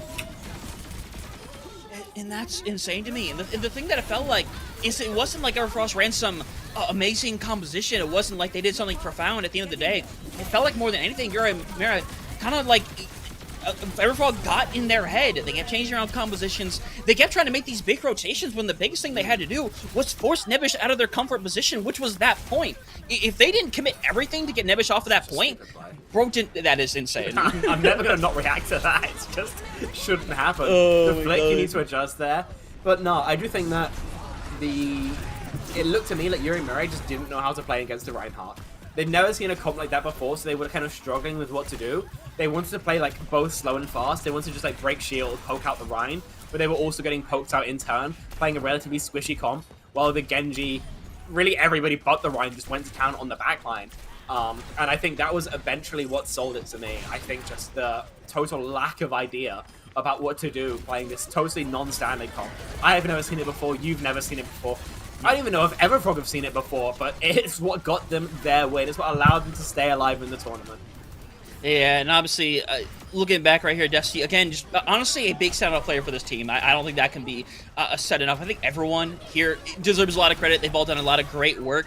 Dusty tried their best to be able to pull this back, but Unto, honestly, as much work as we saw from Nebish, I mean, Unto was doing work ever since that third map. That Reaper was nigh unstoppable by a year on Mirai. Like, yeah, just a ridiculous shift. I swear he's stolen the Alfie invisibility cloak the entire time. I thought he would be spotted, but it turns out Tool Dark and Loud isn't all that visible apparently in Overwatch. So just that Reaper finding an insane amount of value, be it with the Hellfire shotguns or the Death Blossoms, just consistently being a thorn in the side of Yuri Mirai, the way you'd expect a Tracer to do, but just on a hero that's a little bit heavier with a little bit more burst damage to boot. It was between Nevsh and Unto definitely who are, I think, overperforming the most, but every single player stepped up fantastically towards the latter end of that series. no, I mean, it was absolutely beautiful, and obviously this means that Everfrog gets to move into the next round of things, which I'm really all things considered, and I can take a look here in a moment to see who they will likely going up against next. Obviously, it's Tuesday. Most of the matches haven't even been played yet. We don't know who's going to go up against you. But either way, we're in a situation where we got a lot more to show you. We got an interview that's going to come your way, but we're going to go to a quick little break to get it all set up. So make sure you stick around because there's a whole lot more to come.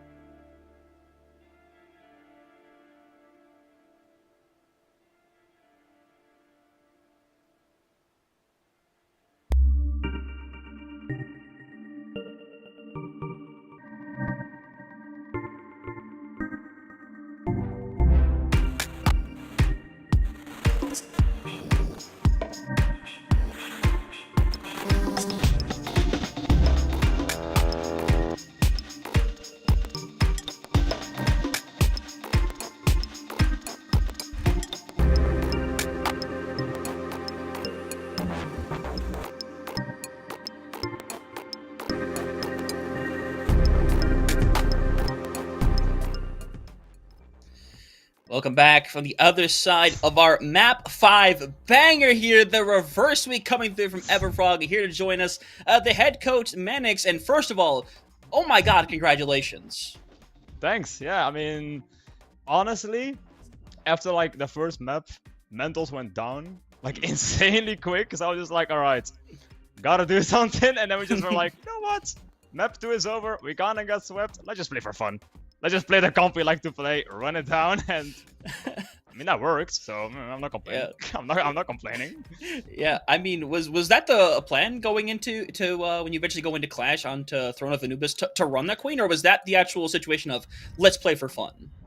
I mean, the entire idea already was we're playing for fun because we're also playing like Faces, we're playing for like other stuff. So we're kind of coming into this with the idea of like, oh, this is very good practice to play against like Chimera, if we can, maybe playing against like good guys, 0907, teams like that would be like really good practice. So we're like, we're gonna try more meta things, Orisa, like Gas, Genji, stuff like that. And after 2 maps, we're like, this is not gonna work. This is not gonna work, and I want to win. So it's like, you know what? Just play what we're good at, and we just ran it down on like the Queen, Reaper, Genji, stuff like that. And it literally just flipped all the mentals from like completely down, just boom, just shot up instantly. It was really good. So it wasn't really the plan to play Queen, but it worked. So I'll take it. Simple as that. Yeah, I mean, I think for me, my first question is going to be that Ryan Kiri comp. I don't think I've ever seen anything like it. Do you want to just go into depth about what that is? I'm actually at a loss for words for that one, man. I'm gonna be honest, I haven't been coaching this team that long, so I didn't really know anything they said. I have never like been in a scrim or a tournament with these guys where they play Rialto. So I'm thinking like they're probably gonna play like Winston or Diva or even Queen, and they go out, oh yeah, no, let's spawn hold with Ryan. And I'm like, okay, this is not what I thought it was gonna be. Yeah, no, I was like scared as hell, like, oh, I'm gonna get full held on first on Rialto with Ryan. Like it's so over, like we're not winning any points. And then after first, I mean first took a while, but after that we just kept going, and it just kept on getting better and better every fight we took. And so I personally have no experience playing a Ryan Tracer, whatever the hell they played on Rialto. I might have to contact my tank for that, but all I'm gonna say is if Derpy can do it, then we also can. That's all I'm gonna say. I don't think Derpy is really the role model you want to be learning from. No, that was a crazy game though. I gotta say, it honestly for us seemed like there were points where it was close on every map. University on Oasis, and then a couple kind of stretches as well on Midtown. Obviously, you guys said you were not confident in the Orisa, but do you think there's still something there, or would you rather just play Queen everywhere now? We're probably gonna try and play some Orisa, maybe like in a few scrims, other like mixes, whatever we can like get our hands on, because originally we were gonna have a warm-up where I was like, alright, we're gonna get this Orisa, we're gonna get like the macro of it, we're gonna understand everything we need to. And then my manager goes, you don't have a warm-up, and I'm like, alright, let's wing it. So we just kinda winged it, but it ended up working better than I thought it was gonna work. So we might come back to it, but I think from a both performance and mental perspective, we're probably gonna stick to both playing Queen and Ryan. Because again, we're in this for fun for the most part, so the further we get playing cringe comps, I guess, the more fun for us. That's how it is. Oh no, 100%. I came into this Spectre Rocket Tribute. I'm very queen pilled. This man is not very queen pilled. So I'm happy that I can hold this. I'm happy I can hold this over his head for all of time. But either way, great win here today. You guys have to be more confident. We do know who you'll go up against next, thankfully, because I believe TEC ended up winning their match over on the other stream. That's already taken care of. So I mean, you've already said you guys feel great after that, but I want to know what that confidence is like now, coming from being down 2-0, making a reversal happen, and more importantly, doing it your way. I mean, it's great for confidence. Like, winning a reverse sweep is probably the best thing you can have for confidence, because it shows you you're like matched with your opponent, but you can also have the factor of like resetting your mental and then going back in stronger. So being able to do that was really good, especially against like Chimera. They're very talented people. They played incredibly well with us. Like that, I'm pretty sure they had a sub in, and their flex support was also playing flex DPS, and they played really good. Like, I was shocked at how good they were playing. So coming back from thinking to myself, like, oh god, it's gonna be over in 2 seconds, to then being able to do it our way, show that we have more confidence, and like, but they said it themselves that we were done, like, that the mental reset that I brought to them was really high. It felt really good, and I think it's gonna, like, shoot our confidence up for next match, and hopefully if we get to finals, like, we'll see from there. Because honestly, right now, how we're feeling, we are, well, originally we were kind of just try to play for fun, now we just want to win. That's how it is, now we're playing to win. Like, that's how the mental changed. No, it's fantastic to see, and obviously we want to let you go and celebrate here, but just one more thing before you go. If there's anybody you want to thank or anybody you want to shout out, this is it's a perfect opportunity to be able to do so. I want to give special thanks to Zero in chat, who was rooting for me since the moment the stream started. That's my goat right there. Big thumbs up to him. That's my goat. And my team, of course. My team. Right, those guys. I mean, they play fine, I guess. I mean, who knows? No, they only reverse sweep the team that has never dropped a map before. But, you know, hey, crazy. You know, next time they should just win 3-0 clean. No, like, my team, big shout out to them. My manager for picking me up also, like, last second to coach these guys. And yeah, Zero for supporting the team. Love that guy. All right. Spectron, we love to hear it, but of course, congratulations once again getting on to the next round, winning in reverse sweep, and go celebrate with that team, man. You guys deserve it. Will do. Thank you very much. All right, pleasure having you. Thank you very much. Bye, guys. See ya. Well, that might be the most one of the most fun EU interviews I've had, Spectron. I'll be quite frank. Yeah, it's just always a great reason. Obviously, ManX is absolutely ecstatic to have found that win, and I think anyone would be, right? Getting a reverse sweep against an undefeated team, that don't happen every day. Of course, we're on a pretty tight schedule now, so we're going to go to, I think, break very quickly, because we've got EMC Chimera versus Smelvin Industries on in just a little bit. Yeah, gonna get that taken care of, get that online. Of course, YA Snowfall and Midseason Esports going on later tonight. But again, this next match is starting literally within a few minutes as we're getting players already into the lobby. So we're gonna have a relatively short break here, about 5 minutes. Make sure you stick around because there's a lot more action coming your way.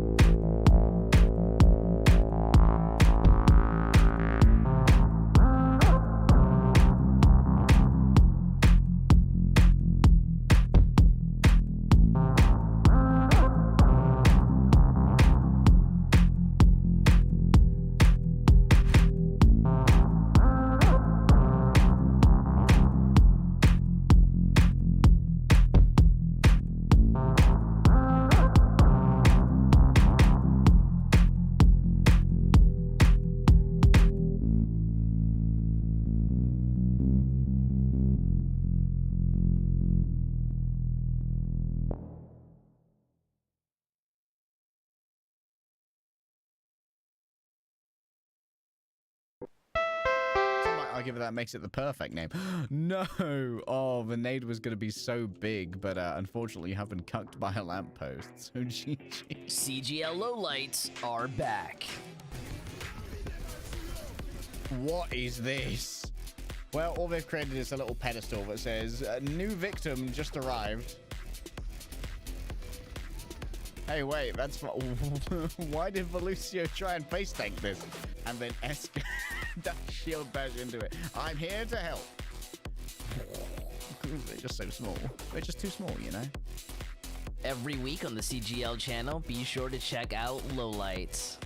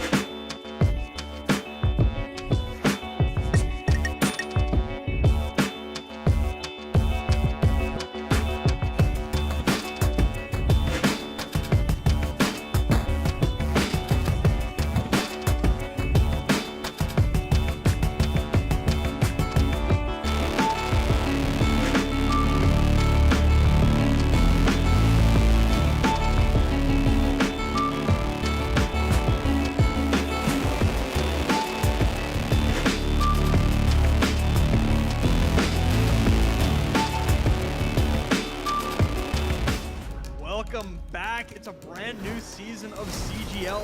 This is just an absolute treat. These players are so damn good. The talent on these teams is undeniable. Everybody on every team right now is making plays. It's going to be an exciting start to the season, and it'll just get better from here on out.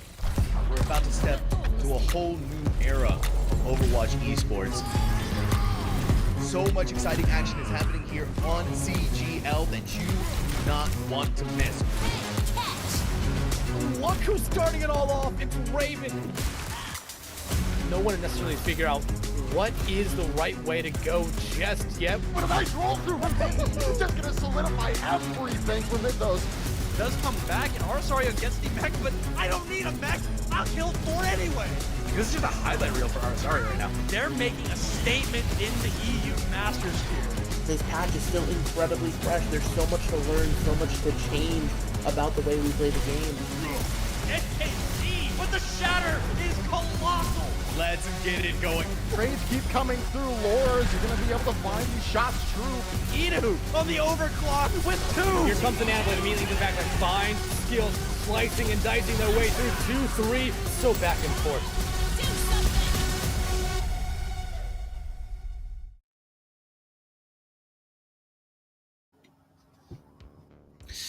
We are back once again, ladies and gentlemen, off the other side of what was a map 5 banger before. But now we got another match here on our hands, hoping for some similar results here as we have a match between two very known organizations here in CGL. We got EMC Chimera going up against Smelvin Industries, Patreon. We just went through a lot, but we have to reload because these two teams should have a lot of action to bring our way. Yeah, both these teams have been doing, of course, fantastically so far. You kind of have to make it to the mid-season tournament. But we'll see exactly which one can find an edge over the other as they go head-to-head, of course. As you've just mentioned, Hunter, we've just had an absolute barn burner of a series go through between Everfrog and Yuri Mirai. That one, I think, has all left us a little bit starving of breath, but I think, as you mentioned as well, we've got to catch it as we reload for our next one. I think both these teams, as I mentioned, have been doing pretty successfully. EMC Chimera so far have dropped just a single map. That was to Mega Polo, by the looks of things, about 2 weeks back. Smelvin Industries have been doing well as well, but they've only dropped one series in 0-3 fashion against DYS Budget approved. So competitive, both these sides, but even if Smelvin Industries end up winning this game, then there's a possible rematch against their opposition in the finals. Of course, Budget approved are just on the other side of this bracket. You can take a gander now. Just the 4 teams here. Luna Falcons going to be their opposition in the other first round match. I suppose you could also call it a semi-final. Just going to be a single game away, so single elimination. This tournament is going to go through lightning fast for these 4 teams. Yeah, 100%. It depends, obviously, how many teams are in each division, but with how many we have here, it's going to be quick. It is just the semifinals, and then as soon as these teams are ready, likely the grand finals the week after, to see who is going to win that midseason tournament, get themselves a point to be able to help them out here with seeding when we eventually get over to the playoffs. But regardless of that point, Spectreon, like I said, both these teams, fantastic performance so far. Both these teams these organizations have been around for quite a few seasons of CGL at this point. Very decorated. I believe I believe both these teams before, at least within their organizations, have won championships here before. So hoping for the same here today to go into the mid-season and get yourself a big win. But obviously, I want to eventually take a look at these teams, Spectreon, because again, both these teams relatively stacked, all things considered. Yeah, I could definitely agree with that. Take a gander at the roster of EMC Chimera first. The team, again, only having dropped one map so far. It's going to be Ton Makita, Sai Koka, Ikaj, AJ, and MCG. I believe last time watching them, I was probably most impressed by Ikaj, but Ton Makita as well on their hit scans, definitely something to keep your eye on. I would love to see some good old-fashioned monkey dive after all the shenanigans we saw in that previous, but whether they actually bring it to bear in a mess like this, we'll have to wait and see. Their opponents, of course, Smelvin Industries, possibly the underdogs here, but no less threatening. Yeah, not at all. But we got Smelvin Industries going to come in for this one right here. We got Toms and Elliot over on that DPS. We have Big Nan on the tank, and then Seb and Robbie Hash over on the support. I've seen a lot of Robbie Hash, but I've also seen quite a bit of Elliot as well, a very decorated flex DPS. So excited to see what they can do here today, because like I said, both of these teams really want to make it to those finals. These are teams that you would think in their own right would make it to those final positions, but it's the great thing about that mid-season is a single elimination. If you lose here, you are headed home. Which is pretty quick, honestly. Yes. 3-0 can be maybe half an hour of play if you're really struggling here. That could be lightning fast between these two teams, so they've got to hope that they can perform right off the bat, because it could be very quick cast elimination.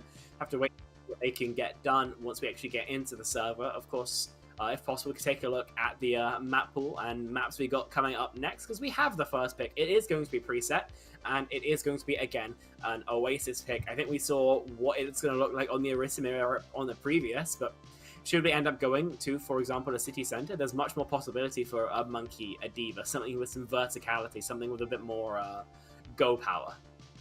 Yeah, because we didn't get to see City Center during our first matchup. We only got to go through our first two within that university and the garden, but obviously something we're still going to have to wait and see. We kind of already talked up and down about the fact that Orisa is one of the most played tanks right now. We did see it a lot in our previous series, and I've seen it throughout the last couple of weeks more and more and more within my own scrims and matches, and likely something we're still going to be seeing here. That Ramatra it seems like it's kind of falling out a little bit, or we just haven't really found the teams that are as comfortable on it as they are with like a Orisa or a Diva or even a Junker Queen. I do think that when we were stuck in the midst of Diva Ram meta, the both heroes were bugged.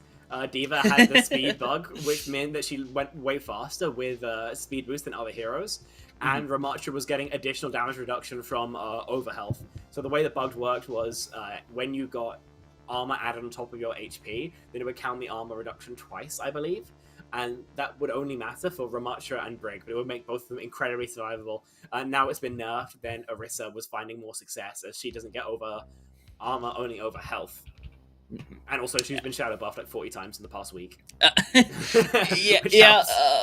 This is something that happens with heroes in Overwatch. They'll get some shadow buffs, and then when you take out the important figure, Orisa seems to slide into that pretty easily. But obviously, we're not too far away from an eventual patch again. Hopefully, within a couple of weeks here, things are going to shake up a little bit, but that does not have to do anything with here and now, as we're going to see what these teams are going to be running as we are going to head into Oasis here, and especially by the look of things, we're getting a little bit of a repeat here as we're to start out on University here momentarily, and as we kind of mentioned before, in terms of that are here, this is probably the most quality out of it.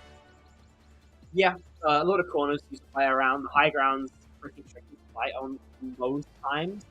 You'll see it pulled over occasionally, but you don't get that much value from it. So it normally ends up being like traces both very little else. See exactly what counts we get locked in as these teams start working with the HP. Baby! Again, for Smelvin, we've seen how that works out for in the and a Orisa for EMC Chimera. Whilst we've got some technical issues, I'm already getting flashback. Yeah, I am already too. I'm loving to see it. I kept telling you it's gonna happen. It's gonna happen more and more and more. I'm happy to see it, but still, it should be nothing's wrong with this Orisa comp. And as we kind of both agree with, the Orisa seems to have some level and an advantage over that Orisa. At the same time, though, kind of looking at what Smelvin Industry is having, we kind of have an issue that we kind of had with Mirai earlier, that they tried to run the Queen back, but they ran a slower composition with like an Ashe and a Mei, and this is not quite as slow. We got the Tracer on with Elliot, but I don't know how I quite feel about the Ashe, but this is a point that does have good high grounds to work with, so something we're going to have to kind of wait and see. Yeah, I think that's all you can really do here. I don't mind the Ashe. I think that your best hit scan choice in terms of raw synergy is going to end up being Sojourn. But Sojourn's not the best hero in the game right now. She's, I would argue, playable in organized play, but Ashe is just really quite strong. So you can kind of deal with your Ashe going down occasionally. You can't, however, deal with your Sojourn simply finding no value. So I understand the pick. I'm not the world's biggest fan of it, but I'm not complaining either. You know, if I were the one building the comp, I would maybe be looking at like a Genji or a Venture, as I mentioned in that previous series. Don't worry, though, it looks like everything has been more or less sorted out in the game, so we can go back in just a second, and we should be right back into Oasis with a quick lobby restart and a fresh new view of something that I don't think I've ever looked at in my lifetime. No, there's a lot of things of Overwatch people just have not seen before, that hasn't looked into. A lot of people get in, they play their matches, but as someone who has in the past kind of looked through some of these maps in their off time and custom modes, it is cool to kind of see what else exists on these maps. One thing that does exist is the same compositions, except obviously AJ 100% is not coming out of Mad Zenyatta. I would honestly, I would fly to England and take some of your tea right now if it's out Zenyatta. I'll be real. I am the biggest fan of Zen Brig comps ever, but it's just not that strong right now, unfortunately. We've got the mirror backline, but basically the same comps we were seeing before. EMC Chimera playing the Broad Poke Hybrid. Smelvin Industry is doing about the same. Yeah, 100%. And as Big Nan is going back to the big old spawn room, unfortunately, as Tubbs is going to manage to find a kill, but unfortunately not going to have a whole lot of luck here, as we have hanging around right now as Tubbs is not going to make their way out of there. So Smelvin Industries going to take a quick reset, and Spectron already have opted back to the reset. Yep, that's what happens when you play Queen into Orisa 9 times out of 10. And unfortunately, no Nevj is Big Nan back over to the Orisa, so essentially a full mirror. Now the hit scan is going to be the only ring call. Yeah, 100% here. And again, with having this Ashe, you still want to take angles. You want to take this top right. The problem is, you're probably going to need the help of Elliot to really take it over. But I think at the end of the day, I think that's worth it to take over those high grounds because you don't want to be playing as brawly right now as EMC Chimera wants to with that Cassidy. And Robbie Hash, I mean, already taken out. This isn't working out well for them so far because this is a team that kind of should be taking their angles, and Spectron, they really aren't. Yeah, they're really struggling to right now. And as well, you should not be able to go that deep as a tracer into a brig. That should be marked, that should be peeled, that should never be a kill. Yeah, no, it should not. Already 40% going to be on the board here. You see Elliot has a pulse on ready to go, though, despite a couple of lost fights here, but you see Chimera already coming to a lot. AJ being careful to pop their face out, nearly gets their head taken off there, and now 50% on the board. Elliot going to be taken out, and again, Smelvin Industries going to be down to start things out. Big Nan going to get deleted, and Spectron, again, going to these fights, playing it very brawl-like when they really shouldn't be. Yeah, I mean, I don't mind brawling in theory, but you also need to be winning out your ones, right? And Sikoka is consistently winning the straights in 1v1, finding more value, unfortunately, than Elliot. See what can happen with this Pulsum for sure, but there's just a huge advantage here for EMC Chimera, especially if they go quick. Yeah, Orbital Array is going to do a lot for both sides, though. HA wants to try to hold it second if they can, but right now they're already split up, and now that is not a great thing to happen to them, but Smelvin Industries finally are going to make it happen. Seb does end up going down, but it looks like it likely will be enough. But EMC Chimera has now even things back out, 3v3, and the thing comes out, and I believe that got canceled? Another canceled ultimate here today, and Robbie Hash is devastated, being pushed into a corner now as Big Nan.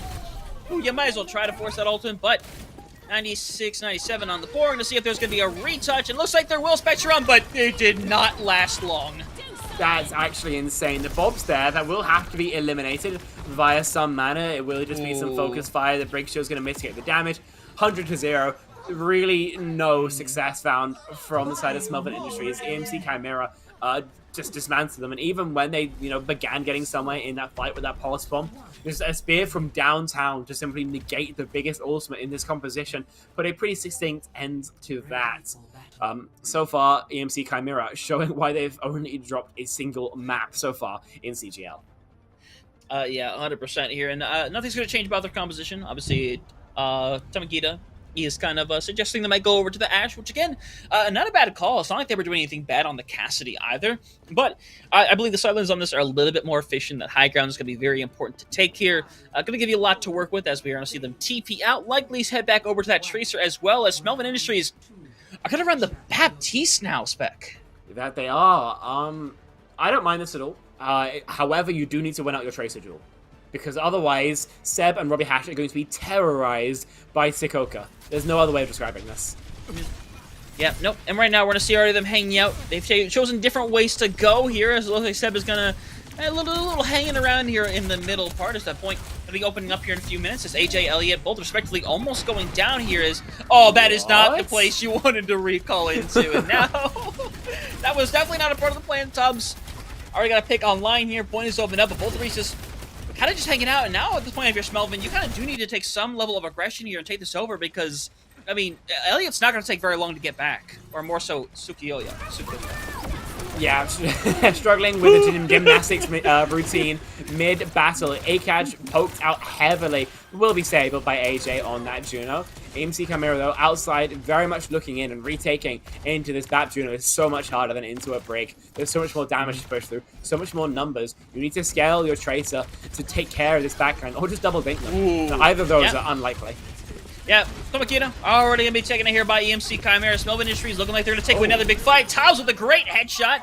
Going to help clean things up here as MCG going to have to take the hard way out of there. And now, Smelvin Industries changing it around, obviously making this work really well. And I think a lot of that contributes to the fact that they took that point first and foremost and forced EMC Chimera to have to fight on the point eventually. Yep, and now the D.Va is going to allow some easier access to the backline. Remember, with that extra mobility, it's no longer just going to be Sikoka who can access it, but also it means that in the frontline trade, they're even further behind here. So making a sacrifice here for hopefully a bigger victory. Yep. AKJ, already kind of hanging out a little bit. That is not where you want to be on a Deadeye, buddy. That is, Thomas is getting a couple of lucky ones on this one, but right now they're cleaning things up, and Smelvin Industries looking like they're about to do the same here. Point is starting to slowly flip over here to see if it actually does slow burn for free. It looks like they eventually are going to touch last second, and it's just going to be Sukoka trying to get out of there. Looks like they'll be able to get the Mega and take a bit of a reset here, but already kind of forced away. But taking a reset, 70% on the board already.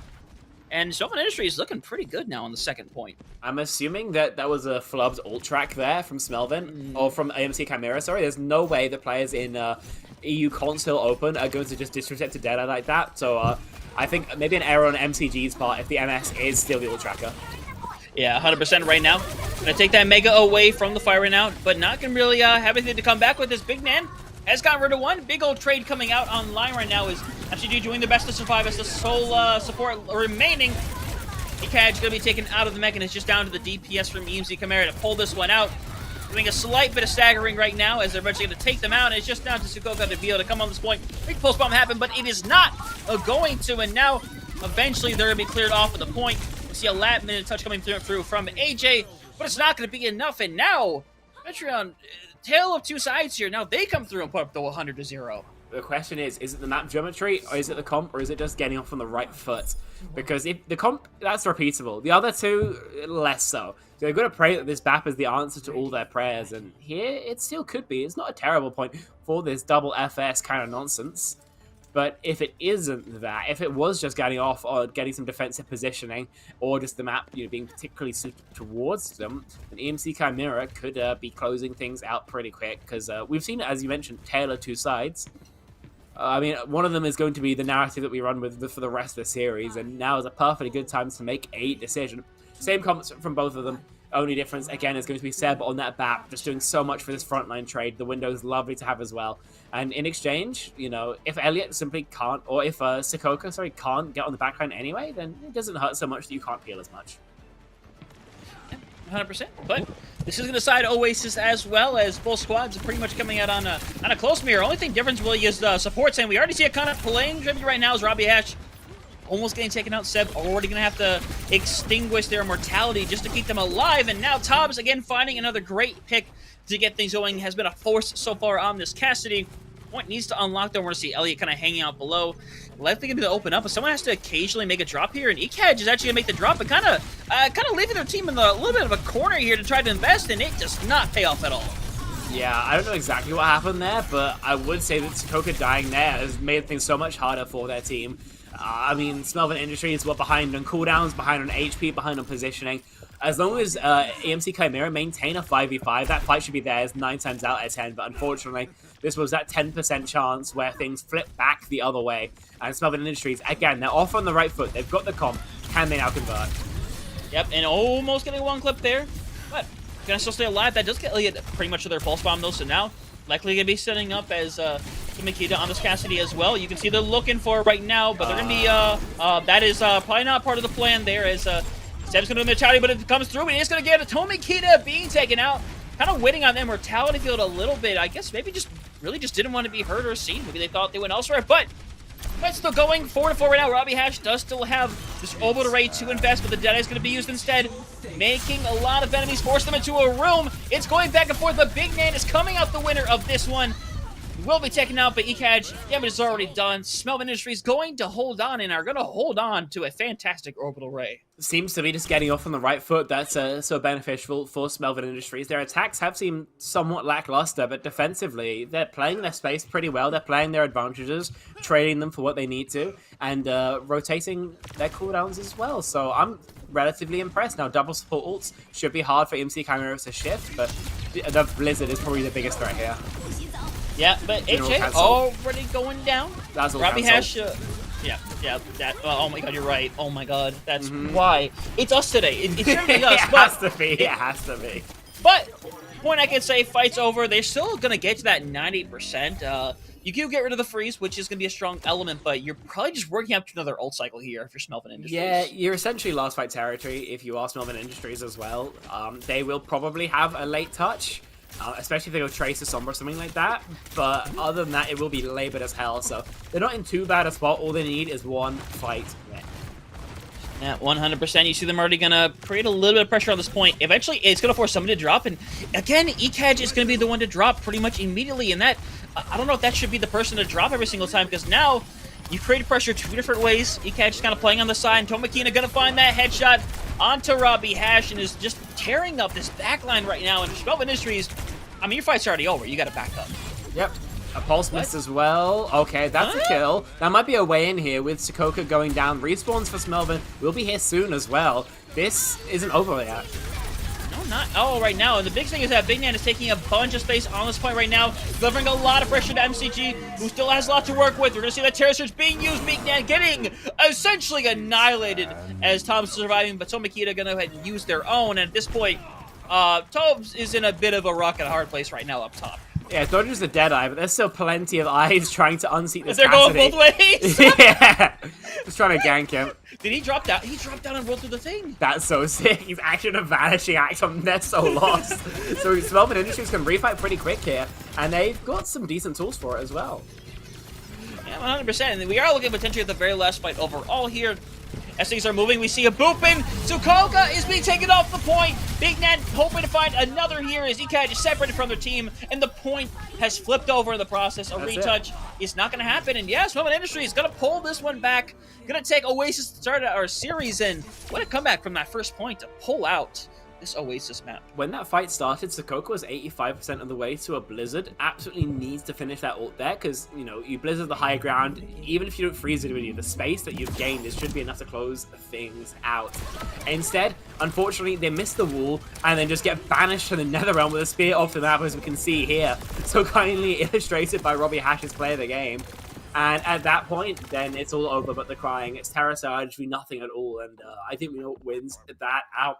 Smelvin Industries. I mean, they get absolutely smoked when we start on University, but after that, it seems like it's one-way traffic in their favor. That Baptiste just doing absolute wonders for them. Yeah, you don't see Baptiste come out a whole lot often nowadays, mainly because a lot of teams opt for like the Juno, the Brig, even the Carrico, the Ana occasionally. Baptiste can still be run down in a lot of situations, but they were in a situation where they weren't really touched all that much, which... That's kind of a prerequisite right there for EMC Chimera. If you want to take away that fight, you have to take away that Baptiste, because Big Nan is not going down elsewise. That's the biggest situation. But now the question right now is going to be the map pick of EMC Chimera over to Hybrid. Now the question is, what do you realistically want to pick here to kind of change things up and bring it back in your direction? As long as you avoid Midtown, no, I think you have to go Hollywood, to be honest. I think Hybrid is not a great map choice if you're trying to stop them playing double FS in general. It's not great for it. Midtown is really, really strong for double flex support. Pretty much every team will almost try it at some point there. I think it's Paraiso as well. The sightlines are really comfortable for it first and second, not so much third. Hollywood, everywhere's kind of okay for it, especially first, but it doesn't have that same level of oomph. So I think Hollywood, kind of by process of elimination, is going to end up being your best bet if what you're trying to counteract is that double flex support. If you're trying to play a dive as well, that would counter it out by proxy. That would also be the strongest on Hollywood. You've got an argument for Paraiso as well. Like I said, though, I reckon Hollywood's going to be probably best. It's awkward, though. I really would not be. I would not want to be the one making a decision there. No, not really. But it feels like you should change it up a little bit, because you're still in a situation where even if you go down a map, obviously there's still the ability to come back. We saw it earlier today that it's very possible. But now it's a question if you want to force it to something that has that vertical mobility, to go something like a Paraiso, where again you're not really going to be able to make that Orisa work. We're likely going to see something more like that Diva come out instead. But at the same time, it's a choice you're going to have to make here, as it looks like Overwatch servers being a little wonky again today. It's kind of been the story of today, so we're trying to get everybody back in here and get things stabilized. But, I mean, regardless, at the end of the day, the one thing that kind of we're at right now is kind of the way our map pools are set up. The fact that even after this hybrid, even if it goes your way, you're going to have to go back into a clash. You have to go into a flashpoint, potentially, which both of them really favor that Orisa-style matchup. Yeah, of course. I mean, we didn't see it previously, you know. Like I said, I guess Uri Mirror just got mind controlled into mirroring out that JQ, but typically you would very much expect Orisa on Flashpoint, especially. You expect Orisa pretty much everywhere. You can't play Monkey, essentially. But that's not how it ended up working out, and that's probably not how it's going to end up working out here either. while we wait for everything to get sorted out, you might have noticed us waffling a little bit. As we've mentioned, Overwatch servers are having a bit of a time right now, so while we wait for it to get its head sorted out, then unfortunately you're stuck with us. Yeah, it's a bit of an unfortunate fate. I cannot think of one worse than this. But we're here. We're chilling. We can talk about other stuff right now. We're still getting a couple people back in the lobby, and we know we're gonna go next to Spectrons. We can talk a little about this map. It is perhaps, I believe, one of the most beautiful maps in Overwatch. I hate it, but it's very beautiful, and that's Paraíso. I actually disagree with you on both counts there. I think it's nice to play, but I don't hate playing on it. It's definitely tricky, but it's an excuse to play mobile comps. It's always anytime you can play Monkey Diva, Tracer, Echo, I'm in love. So I'm really not complaining whatsoever. Paraíso though, not a bad choice. You can play mobile stuff. Double flex support you can play, so I'll be a bit worried about that from EMC Chimera. So if I'm trying to go for an Orisa Mirror again, maybe I'm not licking my lips. But they don't have to play an Orisa Mirror here, and may even say Orisa here is pretty weak. You're going to really struggle positioning the hero pretty much anywhere bar last point, and even then it's not ideal. This is definitely going to come down to dive tanks, one would very strongly suspect, and that's a whole different ballgame to what we've seen previously. I mean, yeah, 100%. And obviously going to Paraíso, that's what I'm excited to see, because this is probably the one map that's going to be like none of these maps, realistically speaking. It is just that kind of map. You think of it the same way you think of it like a Circle Royale. It's almost exclusively a poke map. You can make things happen. We've seen it before. Teams have done it, but more than likely you're going to see that hard DPS. And in the situation on Dive, you're going to see likely that D.Va Winston come out. You're going to see those Tracers. You're going to see an Ashe. You're probably going to see that Gino come back out anyway. So I'm really excited to see what teams are going to do here, because once again, we are waiting for teams to get in. I think Spectron at this point we might be going to a quick little break here in a moment to get it all settled away, because we will start talking about random nonsense, and I think Hippie is very tired of it. So you guys don't have to hear about the CGL tier list. We're going to go to a short break.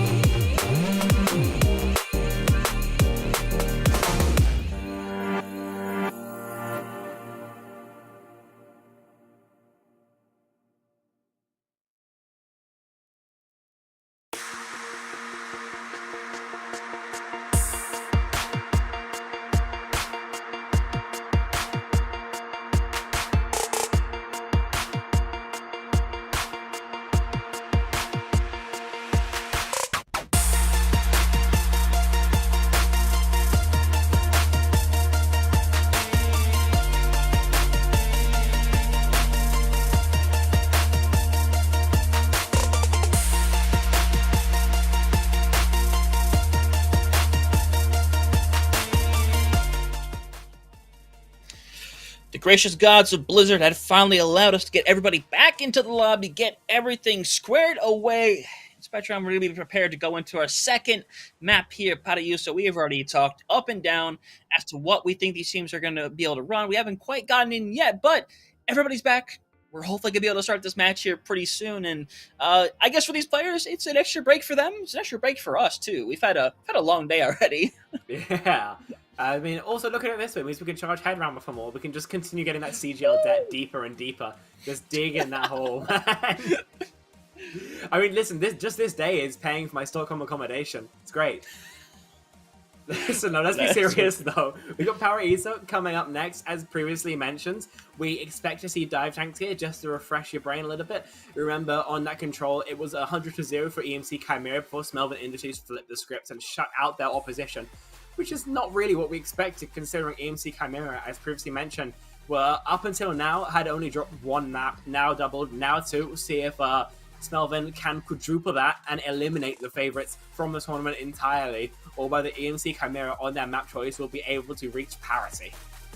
Yeah, something we're going to have to see here where, once again, I said, this is probably going to be the only time we're going to see these dive-like compositions at all. Like I said, we have a lot of maps coming up between whether it's Clash, whether it's going to be the Flashpoint or the Push. Those are going to be very rush-based. They're going to favor that Orisa. This is the one map that really isn't going to, so we're going to have to say what these teams want to have to run here. It doesn't look like we have, doesn't believe we have any substitutions at all either, so gonna get into things, and I mean, Spectrum, that's beautiful. Come on, you can't tell me that's not. That is pretty good.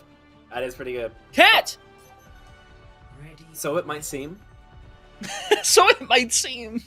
Listen, it's like you know the older French painting. It's like a drawing of a cigar, and it says, "This is not a cigar." Or pipe. No, no, not at all. Okay, evidently your art history isn't high enough there. No, we have Andy Warhol and that's it. Damn, you don't even go Jean-Michel Basquiat.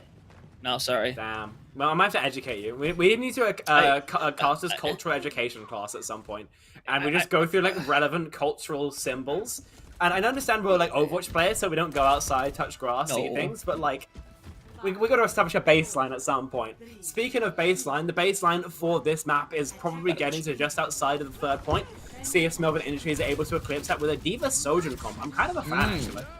Yep, I honestly like it in this situation. I think you're in a scenario where you take a lot of angles, there's a lot of high grounds you're working with, a lot of space for Big Nan to move around. And wait, I just realized, Thomas is on the D.Va, Big Nan is on the Sojourn. Oh, you're right. This is a swapped roles. The tank is on the DPS, the DPS is on the tank. Maybe this is the way things are meant to be, but this is definitely a change in pace right now. As Ikad's going to get forced out a little bit here, going to make it with the high ground. Will be Tom's right now, and honestly, not really struggling, making something happen. Unfortunately, Big Nan a little separated. Does manage to take one with him before they go down, so going to even the fight back. 4v4 right now. Ikad's not in the best position. Needs to kind of hide away, try to get out of here. Looks like they'll be able to, and Smelvin Industries, they might be able to get this first tick on the board. First tick, yeah, I definitely believe that, but Ikad, yeah, what? We're contesting too early, man. Use your defense matrix button. That's really unfortunate. That's just going to be the point unlocked now because of a really sloppy recontest. I'd rather they gave up 2 ticks and recontested late when they had as many members as possible. Yeah, and I'm really surprised they didn't make that choice, but I mean, so far, the swap around, if at all, it is making sense. Right now, AJ is just, man, really needs to die a little quicker in this situation. So, gonna have the bad spawn. Everyone else has the good spawn, but that means the setup, if someone wants to go super aggro, they have a bit of an option. Yeah, I'd very much expect them to do that. They're taking so much space. You could find the DMAC there if you're willing to nuke, but Cobbs decides to be a little bit merciful and won't find it. Instead, will just be continuing to control high ground, make sure this Tracer of Sakokra isn't as lethal as possible. But good lord, that was close. 100% was. That DM, without that, they would be toast right now, sent back to that spawn room, but I mean, Spectrum, they're taking a bunch of space right now. That should be noted right now. That cart is already starting to move forward into that passageway. Pulse bomb's going to go off. Said, though, going to be able to save things for the time being. Tobbs is low on health. Might have to expend that bomb, but look like they're not going to have an issue first. As looks like they're going to swap people out. Elliot going to be back onto the point here. As, I mean, again, they're just getting free space. They're getting free cart marks. They're getting a lot of it as well. There's still 4 minutes on the time bank here. A lot of work for Chimera to do. Yep. Getting forced back here. We still have a Nano online. I mean, this is likely going to go around to ECAJ any moment whenever they decide they want to go in for a dive. But we're going to see it go through Robbie Hash. This time, doesn't die before it comes off, but damage might already be done. ECAJ already has gotten rid of 2. Tops need to try to pull this one back, but Elliot might be the one to do so. ECAJ is going to have to expend the bomb, but they're going to choose to hold onto it instead. Elliot's got a 3K to their name, and now they get bodies on this point. A recontestation is possible, but they just had to hold on to the bomb there. It's insane that Chimera lose that fight there, actually. I mean, they start off with a kill into Robbie Hash and a huge purple. But Smelvin Industries individuals just seem to be activated right now. Yeah, that bomb is going to go way back as well, so it's going to create a little bit of problems for the rest of the squad, but Tom's going to get rid of it. Nano going to come online for ECAJ right now. His Seb is super low. Going to have to use the Immortality Field as ECAJ has said, no, I don't need it. You know, I don't want this. I don't want to use this. You shouldn't have given it to me. It makes no use of the Nano, as now you're down in this situation. You're going to go with the bomb. You're throwing an aggressive bomb in. It somehow gets AJ. I don't know how that goes down. ECAJ is going to use their bomb as well, and they're not going to get anything out of it. And EMC Chimera, though, the EMC Chimera we saw on the first map, especially on that first round, it feels non-existent here. I hate to say it, but I mean, ECAJ does not look like his regular self here. These are a couple pretty egregious misplays, to be honest, and you know, maybe you can blame the server issues. But be as it may, this D.Va is really struggling here. It's a match. Elliot overextends, but it shouldn't matter too much. Smelvin Industries have pro spawns and still plenty of forward space that EMC Chimera are going to need to procedurally take. 100%. Still 4 minutes on that clock. A lot to work with here. Sugoka not even going to be able to make any use out of that pulse bomb. Not going to even get it out there. So now, a bunch more space to deal with because you can't take an extra angle without your tracer there. So now, Far's going to make a heck of a lot more progress. ECAJ is just going to sit there right now as, again, they're stalling this high ground the whole time, but they're just getting progress. That's the story of the game. Oh my god. As well. They can just convert off the back of that. Elliot is going off on this tracer. I mean, has done absolute work. He's already got rid of 2. Gonna make it a 3rd. What a blink into that. Blending things out. Just one more little stall on that point right now. I mean, you know, good on Sugoka to kind of be stalling out into the back, but no shot to get out of here alive, right? I mean, there's just no point chasing that deep. Elliot could go force the 1 and does. Sugoka gets just flattened off screen. And we could be seeing a 2.5-ish minute time bank if EMC Chimera can't find a stop with this Nano Monkey. Yep, 100%. And it's going to come through right now. ECAJ going to see if they can deliver a little bit of pressure. But importantly, Seb does not use that Immortality Field. Gonna hold on to right now. There's a lot of going on in the background. But Elliot, big kill. Finally. Literally finally.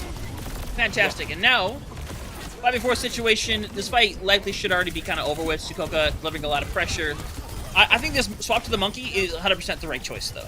Well, I mean, they were finding nothing on the D.Va, so I think Monkey's kind of go next best choice if it's not working out. Obviously, it's not crazy comfortable into the D.Va, but you found their success. MCG on this Lucio is super interesting. Actually, I guess he wants to dive with Sugoka and ECAJ. In exchange, AJ is going to be essentially unprotected. Elliot will probably have a pretty big advantage in this tracer duel. There's no packs and nothing to protect. Yep. Also, I'm still ready to go, though. Again, Seb managed to cancel out the last one, though, with that Immortality Field. Elliot eventually be forced to back out over here. I believe he might have used the recall, but so did Sugoka, so it'd be a rough scenario for them down here. Pulse Bomb's still ready, and now this is where it changes around. Now they're going to clean things up. You're going to manage to get rid of Big Nan. You're forcing out Robbie Hash and Seb here. And this is the thing. Now they're getting outpaced as... Oh, my God. Okay, Elliot, we see you. We see you. We're apparently not talking about you enough, but we're going to hear a bomb go out. 2 different bombs go out. None of them are going to find any eliminations as ECAJ going to double down here. Primal Rage on the board, but this fight's all over the place, and they've made pretty much no progress since this Winston swap came through. No, it's been an ironclad rule, and makes one question why they weren't on it before. Great Haze onto this. That might just be over here for him. Yep, gonna end up investing here. A lot of players low right down the side of Smelvin Industries, but not a single one of them has yet to go down. As that Elliot has managed to go around that final corner, but Elliot not having any more support to their name. EMC Chimera, honestly, fantastic adjustment here, and it's working out beautifully, but Big Nan thinks they can get a pick here? What? Apparently, and Big Nan just goes down. They're 1 for 1, but the ult makes it really not worth it. Smelvin Industries, they're just getting choked out here on the last point. They're swapping, right? They have to be swapping Big Nan. Yeah, they're gonna swap Big Nan. Yeah. We've seen Reaper work before. We'll see if there's the same success of Unto that Big Nan can now channel. They've got this Juno ult to clear the high ground with. Yep, gonna be used in exchange, though, as Robbie Hash already gonna be taken down. And now here's my problem all of a sudden with this comp. This was working well before, but now that you have to be the aggressors in your situation with that Reaper, I don't know if that Juno's the call anymore. I don't think it is. I'm not against the Juno. I'm more against the back, to be honest. I don't see what value it provides over, for example, a Kiri, an Ana, somebody who has a bit more ease operating at verticality, operating at range, operating on these extended fights that aren't just close-up rules.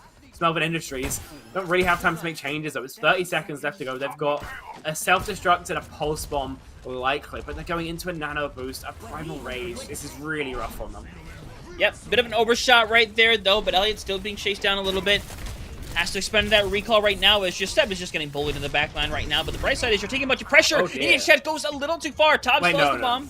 No, don't worry. 420, the best number on there right now as Tob still has his bomb ready to go. We see in the background, Big Man is literally as far into the back line as they can go. Gonna support them. Big pulse bomb onto AJ as the touch comes through. Overtime activated. Should see the cleanup. Should see the overtime be able to take through. They will be able to finish the map, but Spectran, I'll say, in less spectacular fashion than we would have originally thought. I mean, we were discussing, 2.5 minute time banks heading into that cap, but just getting stalled out by the monkey play. I think struggling to maneuver their backline, among other things, meant that it's a cap, but in overtime. So if there's more than a minute on the bank for EMC Chimera, then they can simply stop their opponents from having a chance at scoring a point here. And whether that'll come through or not, we'll have to wait and see. But they've kept this map manageable. Paraiso is still under their control, at least for now. But we will have to see probably still another step up from them. I think each catch is going to have to continue on this monkey. Diva doesn't seem like it's working out for him so far. I got to say this backline as well, this Ana Lucio, is super, super non-standard. AJ has been very lucky so far not to have been exploited by the DPS of Smelvin Industries. We'll have to see if that trend continues now they're on their attack. Yeah, you see right now, Big Man is debating the Junkrat. You kind of see them still sitting in spawn there for a moment, so they are debating it, which I don't see the value you would get, but here's my problem right now, is surrounding the Diva. They're doing this with the Zen and a Baptiste, and this, I'm not personally high on a Baptiste or a Zen, and I'm not sure with Chimera going on to the super aggressive composition that it's going to work out very well. Have to wait and see. Like I said, I'm not a crazy fan, but I'm always a little bit interested to see how Zen works out. This is a very greedy way of playing him. Robbie Hash is going to be under a lot of scrutiny here, and they don't really have easy tools to mark a dive. See how this works out, though. Yeah, 100%. You see that little star sitting there, a little bit of fun being brought as MCG not having fun. AJ is also not having fun right now. Not the best way to start the fight, as it works out pretty well for Smelvin Industries to start. You give her their mortality fight, you might have been able to get one of them, but working out good so far for that first fight and a team kill within the first 30 seconds.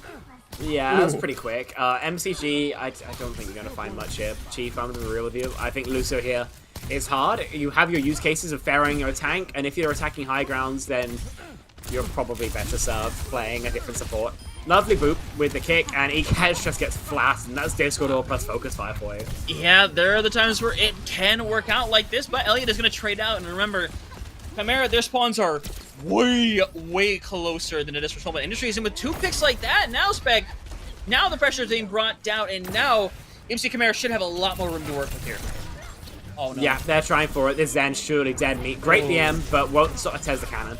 Yep, and now, right now, if you're Tops, you're trying to die quickly or you're trying to get out with your mech, because a recontest is possible, and it is definitely possible now. Yeah, that's a really awkward death to give over. Elliot's still facing. A recontest, surely to go for it. Yep, 100%. Already be 2 ticks on the board, though, as right now they're debating, waiting to go in. Big Nen is hoping to find something. Tops is so close to getting out of that mech, and right now they're trying to keep bodies on, but it's not going to be enough for the time being. Going to be forced out and going to miss the jump as well, but Ekaz still has all the support in the world to keep them up. So now, a little over 2 minutes on the clock here. 2 picks of progress. Very nice, but you really wish you could have capped that right then and there. Yeah, you would absolutely love to. 2 ticks gained. Obviously, great progress, but could have been all 3, and you could have had a very nice time bank through second the way your opposition did. Top's just stalling time right now, waiting for an engage. Yep, 100%. Pulse bomb online. Robbie Hash already gone down. Lost that transcendence, so now not going to nearly have the backup that you would hope for. Zekaj, bit of a rough situation. Nano's going to be brought in, waiting. Stick comes through. Barely manages to get away from Tom Nikita. And now it's still online. The bomb hoping to be able to keep them alive, and they're choking it out, and Elliot gets another. But need a second touch, and Elliot has now gotten 2. Elliot helping find a 3rd, and Elliot just keeping this team online. Yeah, they're able to battle through all the action there. A minute 30 left to go, and EMC Chimera is still no closer to their goal than they were about a minute ago as well. I mean, they invest in Nana Boost there, and it's not so bad punishing the window, but Elliot is just absolutely farming. Bit of multiple heroes, the Tracer, now the Ash, this DPS player of Smelvin Industries is just taking names right now. Yeah, 100% here, and already only a minute left on that clock here. A couple of big ultimates, honestly, going into this fight. That Primal Rage is going to create a bunch of insane. Makita can always send his Bob onto the point to create some pressure, and that's where they're going to go with. Sending it through. Transcendence going to be used just to make sure both of these supports stay alive, but the beat's going to be used to be able to sustain a little bit more on each other. Bobby Hash, rough situation. Eventually getting forced away, but the person being forced away big time is Tobbs right now. He's getting lower as they're trying to find something. eCash wants to get rid of more than one here. They're going to need more than one. They want to pull this away, and that's going to be big. Knocking them off the high ground. 3v3, and now Tobbs is going to make it back to this point, but honestly, they're debating about it. Honestly, looks like they're going to barely slip it in time. 93%. Need to get rid of eCash and MCG, but the Nano can be brought out, and it's going to still go through. 97% Spectrum. They got to keep bodies on the point, and they just won't do it. Yeah, I don't mind that at all. That late Nano Boost there was already probably advantage, of course, in the favor of EMC Chimera, but they'd much rather, as I said earlier, use the ultimate and get the cap than not use it and lose it. So EMC Chimera making a swap as well. Makita over to this Sombra. They want to dive even harder now. I believe 4 members of this team can commit to a dive. Just AJ, the only person who can't. Again, though, that's going to mean a lack of hit scan pressure. Elliot will be uncontested until there's actual committal onto him. Yep, 100%. Right now, having this Sombra running around, it's going to be very convenient as well. They're trying to go with this all-out dive style, which I like, but you still have to keep that cart moving a little bit, as Big Nan is kind of just sitting and waiting, and bringing a little pressure here to Sukalka. But recall going to be expended by both of the members right now, and able to take the 1v1 with ease, pulling that one out. And now that cart doesn't really have a pusher anymore. Okay, we missed the pulse, but we hit the 1 clip. I feel like we're putting the cart before the horse there, but you know what? It gets the job done. Akaj won't be staggered by the looks of things, but will just escape by the skin of his teeth. And Tobbs can just mark his face for as long as possible, burn some additional time off the EMC, off the Smelvin Industries, or for the EMC Chimera time back. Sorry, I've got myself confused twice. Oh my, but hey, you know what? Minute and a half of the clock still. Time to work with. This is still going to be quite a couple of fights. The problem is, they need to passively get this cart closer and closer, because if they don't, you could be looking at 3 fights instead of 2. And that's a situation they can't really afford right now. But AJ eventually is going to run down Big Nan.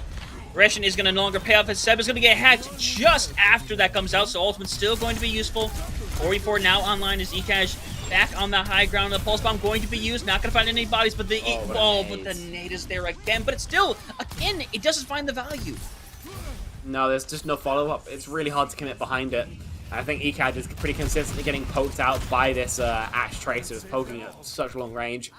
There's just so much damage on the side of the Smelvin Industries composition.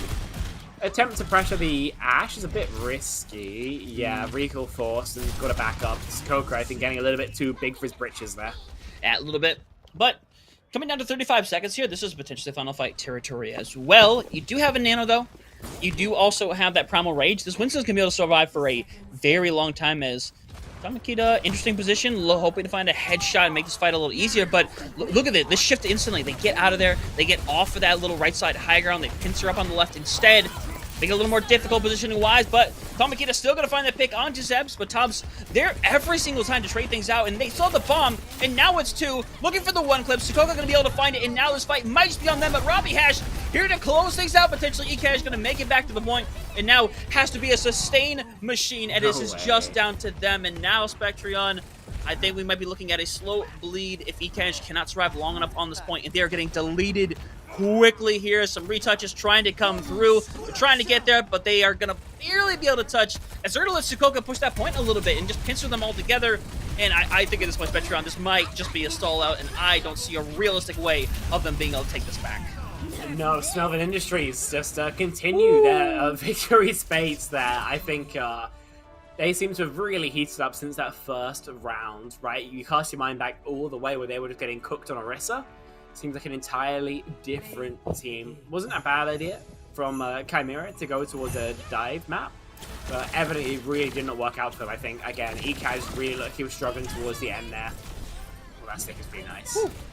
Yeah, really good overall. And, I mean, Elliot has been, like, I said it before, rated flex DPS going into this, and they have been performing out of their mind during these first two maps here today, doing absolute work. But Tops as well, eventually swapping over to that D.Va, and I'll be the one to say it. I think they look way more comfortable on a D.Va on a tank than they did on DPS earlier. Yeah, I think that's fair enough. I'll be really curious if we get them in an interview at the end to ask what the role swap is there for. Yeah. However, we are going to have to go to a short break while everybody gets rearmed and refueled, ready for map number 3. Until then, I think we will bid you adieu.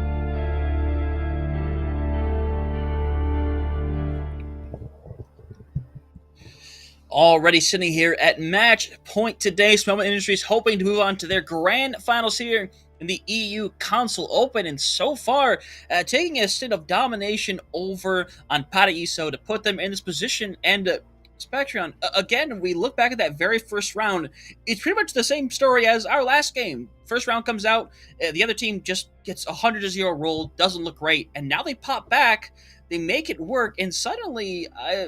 again, Smelvin Industries is looking like a much better team now.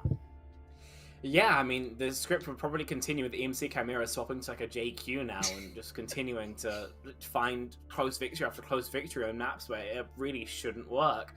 But take a look at the next map when possible, and I gotta say, we are still following that trend. A Throne of Anubis once again. This script feels almost railroaded at this point, but EMC Chimera still going to perform if they want to follow it. Yeah, I think Headrammer's getting a little lazy about the scripts this week. But hey, we could see something differently. I think we will, because at the end of the day, I think Smelvin Industries is playing out of their mind. But at the same time, it's also the fact that EMC Chimera is not playing to their peak. And I think we talked about this a little bit on the break, how they weren't playing it precisely the way that they should. It felt like they had better opportunities for dives, but it just feels like they didn't commit hard enough when they had to, and they committed too hard when the fight felt already over.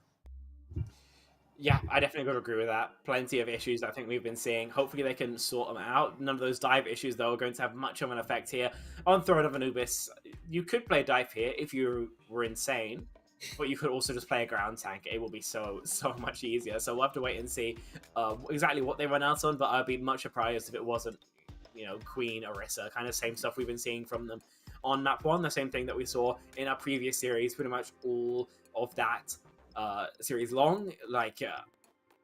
Those are kind of what's strong right now. Those are in vogue, as it were. Maybe a Ramacho could sneak its way in, a Malgra as well if you were feeling extra frisky, but I just think they're a bit on the outskirts, and these dive tanks, I mean, we've seen at Hunter, they are right out on Throne of Anubis.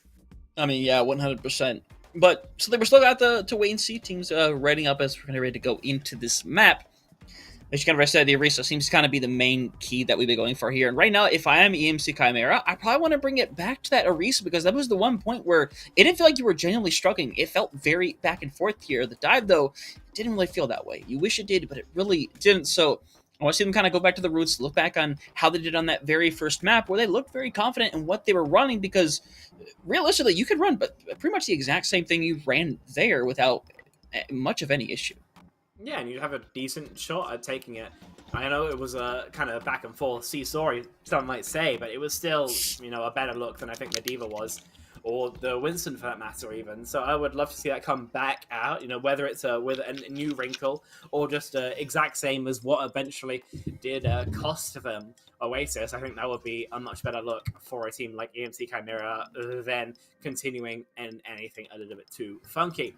Be loading in just a second for this map, and then we will have a second to look at our compositions to see where they've elected to die on this kind of Orisa sword, or whether they've got a fresh new idea to keep us guessing.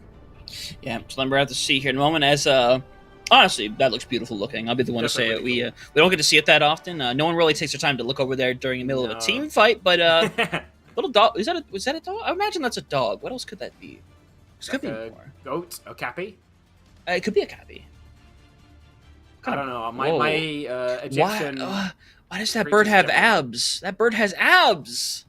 He's been benching. That would be Thoth, no? God of Knowledge.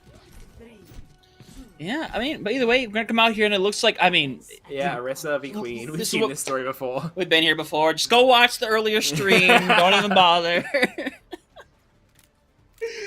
Oh, but Either way, one thing we do know, Nuke has come in. Oh my lord. Well, I was gonna say Nuke just came in to run the May here, and looks to be running very well here.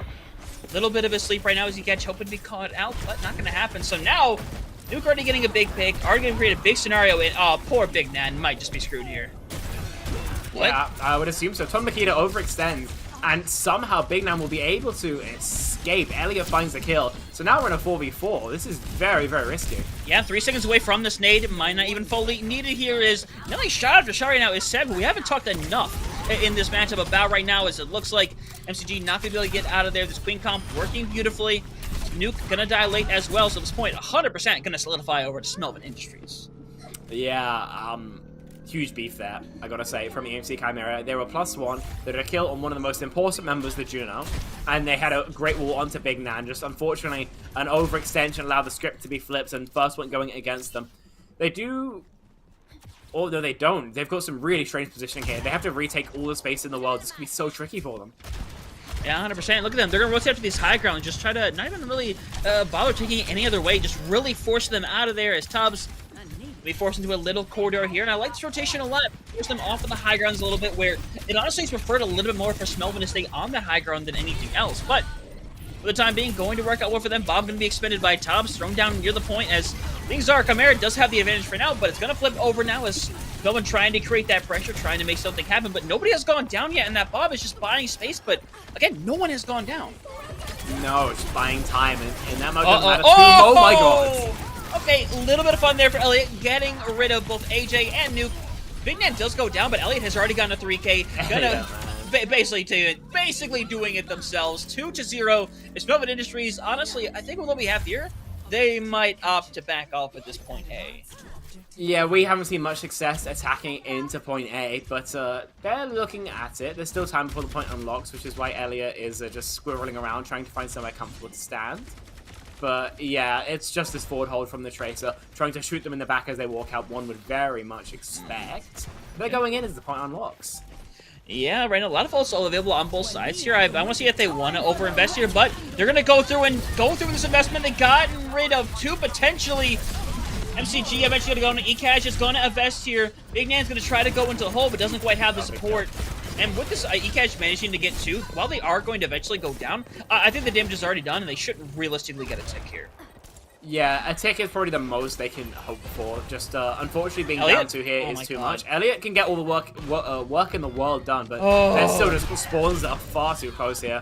You have to be pristine to attack point A and E on Clash, and anything less is going to be met with abject failure. No ticks garnered, heavy ult investment, and Smelvin Industries now narrowing that gap to just 1. EMC Chimera, especially if they make good use of this Blizzard, could reach parity. Robbie Hash, though, we've seen more than a couple Juno cancels. Oh, you'd love to see another one now.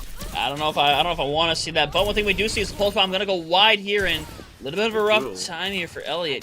Honestly, a beautiful duel. I want to see him try to pull up somebody with that, and that's really what we were hoping for. AJ going to get pulled down, but is literally playing Ring Around the Rosie right now. Does not have a pocket full of policies, though, as Big Nan going to switch over to MCG instead, taking care of them as AJ. Honestly, third DPSing through a lot of these fights right now, finding a lot of value as right now ECAD needed a little bit of value of their own. As Smelvin Industries taking back the advantage, and now if you're EMC Chimera, this is a rough engagement. Maybe not anymore. Never mind. You've got that kill, but you're still down 1. Tom Makita is essentially one-shot. You've got the isolation on the Queen, but that's a lot of threat. What's going on here, Hunter? We're going to toss a nade like a Kobe, and it's going to catch onto 1. But it doesn't matter. That all went down the drain. That's really awkward. They've got another attempt now to attack Objective A. Only 2 ticks now going to be necessary. Go for and it. EMC Chimera, I mean, yeah, they'll be there in time, so it's going to be similar scenarios last time. Like, I'm going to say right now, go for it. But go for it. I think you can end it right here and now. I think you 100% have the capability of doing so. Then now is going to be there kind of hanging around as well as the Bob's going to come online, waiting for your opportunity. They're going to go for it. Yeah, they're doing it. They're going all in on this fight. They're going to create all this space right now. Going to go through, going to catch on only to 1 at the Tom Makita, but going to get pretty much brought in instantly. The problem is, none of this pressure really went onto the point. They kind of chased the back line, but eventually it's looking like it's going to start paying off here. They need to start getting a tick on the board. That means having more than 1 person on that point. So it looks like they will get a tick, but I don't think they got off the point. Bob's nice, just going to stall it. You can't dislodge that either. They just have to go backline again. I don't get it. They don't commit to the point to at least get a tick and at least have something out of this experience. Even if you take away a tick, you put yourself up 4-2, you put yourself in a good position, but you don't even do that. You threw every single ult down the drain for literally nothing. I still think you should just AFK on point B in a lot of scenarios here. We've seen, like, even though Smelvin Industries have been incredibly dominant throughout the rest of this series, when they try and attack A, they are not getting anything. They're just losing things out. Oh my lord, what a shot. Almost the one clip onto AJ, but EMC Chimera been spared that particular ignominy. Yeah, 100%. 2-3 fight gonna be online. MCG just not want to go down this early, especially when you have an orbital array. I do not want to see another Ajax here today. Not quite what I'm going for, but a lot of pressure being brought towards them right now. Seb getting super low, but gonna be kept up here as, for the time being, ECatch gonna settle on the point a little bit as, Smelvin's gonna hang out on the high ground. Wall's gonna come through here, gonna try to force out Elliot, who's getting low, just managed to recall out of it though. And now waiting for an opportunity to go in, that Terror Surge ready to go. Could be the thing to get rid of Big Dan right now, but the problem is, you use so many ultimates, you have nothing to invest back around, and now it comes down to Tobbs to try to get this Bob online, because I don't think anything else is gonna clutch this fight with that. He can finish the Bob, but there'll still be a disadvantage, I would very much believe, until that happens. Yeah, and now it looks like they're trying to flip that point over, eventually going to lose out, and AJ just says, no, I'll go out my way, you're fine. But now you keep bodies on the point, you might be able to cap this, but you really want to put 3 on here if you get the chance to. No, there's no chance of a recontest. Tob seems to be believing it will come through, but the risk is literally too far. Yeah. It's going to sit on the objective, and now it's going to have to be perfection from EMC Chimera should they want to extend play. Going to need to cap this point, midpoint. Yeah, they hit from A to midpoint, and then they'll be able to win things out. But that's a lot of work. Yeah, this time they are AFK. That's so much better. Yeah, this is beautiful. They're confident in it. You take these, why not? A game mode that enables this is so unserious, man. Yeah, I mean, they're chilling out. Why not? You big chill. Screw it. And now they're sitting there too. Now they're chilling too. They're just like, all right, cool. You know what? Whatever. Yeah, I have no words. Let's talk about the fight that's coming up next. There's going to be a lot of ults invested. I'm mostly worried about this Rampage, though, because there's no defensive ults for EMC Chimera to mitigate its effects. If it only hits, like, ECAJ and Nuke, it's not so bad. They've got cooldowns to mirror it out. Even though losing them is painful, it's what it is. Great nade. Great nade started out right now, but Robbie Hash does need to go down if they want any value out of it. Big Man is... I mean, they just got ran down. They just got ran down. They played around, they played some games, and now... You might not even get a proper fight here as they've invested the nano on the Tamakita, I think, almost to keep them alive? Yeah, he got stuck. Beautiful, beautiful. I don't think it's worth it to go for that, even still. Worst comes to worst, you have a 4v4 with tank advantage. But it seems like that's a decision they're going to want to make. Seb slept, that's going to deny a proper recontest, one would expect, especially with the punish. And, yeah. And they're going to go, but they're going to invest the ult just to be able to get the touch, and that might end up paying out right now. Tamakita getting super low, a lot of members low, the nano going to come through. Big Man needs to live, and that could be it, but the Freeze is going to double down on top of them. They need to get rid of Big Dan if they want to win this, but they throw in that orbital array just to be able to finish things off, and now, still in a 4v3 environment, that point's starting to flip back over. Nuke needs to either die quickly, but AJ going to get caught out. Nuke sitting in a hole by themselves. Tamakita trying to make a comeback, trying to do something, but Petron, I think this one might be open and shut. It's slowly going over. Try to see if anybody can make it back. It's just a Bob and Tamakita trying to make it happen, but they're doing the Bob. They're sleeping the Bob. They're just forcing everything else as finally EMC Chimera makes their way back into the fight. They're battling back and they found 2 kills. That should be it, surely. It's been so back and forth, seesawing here on objective B, but when all is said and done, as we expected in the first place, I fear EMC Chimera have been able to bring us back to parity. Now only objective C matters. Smelvin Industries have just a Bob and Nano Boost should this fight go long. EMC Chimera, though, with this orbital ray, I've got to say, surely they've got an advantage here. This has to be their time to at least take a map. I mean, realistically, it should be the problem is that you basically have an orbital array versus a Bob. I don't think anyone's getting an ult outside of like Elliot is realistic. Brother, you can't be there. He's facing too early. He didn't have any cooldowns up and didn't react in time either. There needs to be a miracle now from Chimera. Yeah, we're seeing orbital array being used, but no one's using it. No one's using it, and now eventually you have to send Nuke onto the point to try to do something. Nuke does manage to find onto Elliot. As right now, Tobbs going to end up eventually finishing off MCG, but as things are right now, point is still over. We are 3/4 of the way there, and Nuke might be bringing this fight back on their own, eventually able to get rid of another. You see that super aggressive, and now EMC Chimera is pulling this one back. they're in a rough situation, but Elliott is still keeping his team alive, trying to put them back on their back as that pulse bomb ready to go, and now, slowly but surely, they're starting to lose back out on it. Yeah, that they are. Nuke's going down. He was the hero of that previous. Maybe he can get something with this Terror Surge if Ecatch can figure it out. They can't. Nope, and now, again, to be pressured back out, needs to find this pick, unfortunately. Not gonna reload in time, but enough picks have already gone through. Big Dan getting rid of another, and now it's just the recall. And I think that is gonna be our story done and dusted. AJ or MCG might have a chance to make it back. They're just keeping one on the point, but the rest are pushing up, and we're gonna see one maybe touch, but Spectron, this is done and over with. 3-0 in favor of Smelvin Industries. They are gonna move on to their grand finals. Yeah, scoreline was close, but it feels like artificially so, just due to the game mode almost. It did always feel like, I think, EMC Chimera, unfortunately, just one step behind there. Unfortunately, a couple mistakes made there. That last recontestant E-Catch was particularly egregious, of course. But it's just a symptomatic of the overall team state, I fear. Yeah. That was a huge mistake, though. Without it, but if you can just like play the ult trade with the Orbital Ray v the Bob, I mean, we could be looking at an extension of play here. That's what makes it so heartbreaking. Yeah, that's the part that kind of really sucks about it, is that there was a lot of opportunities in this series to kind of make this extend further. We look back on Oasis, that was realistically a one-fight map when we got down to that third point. Over here, it was most literally down to one fight. And there were times where both teams looked like they were going to take that away. Unfortunately, just that early death from E-Catch came through. It didn't really work out.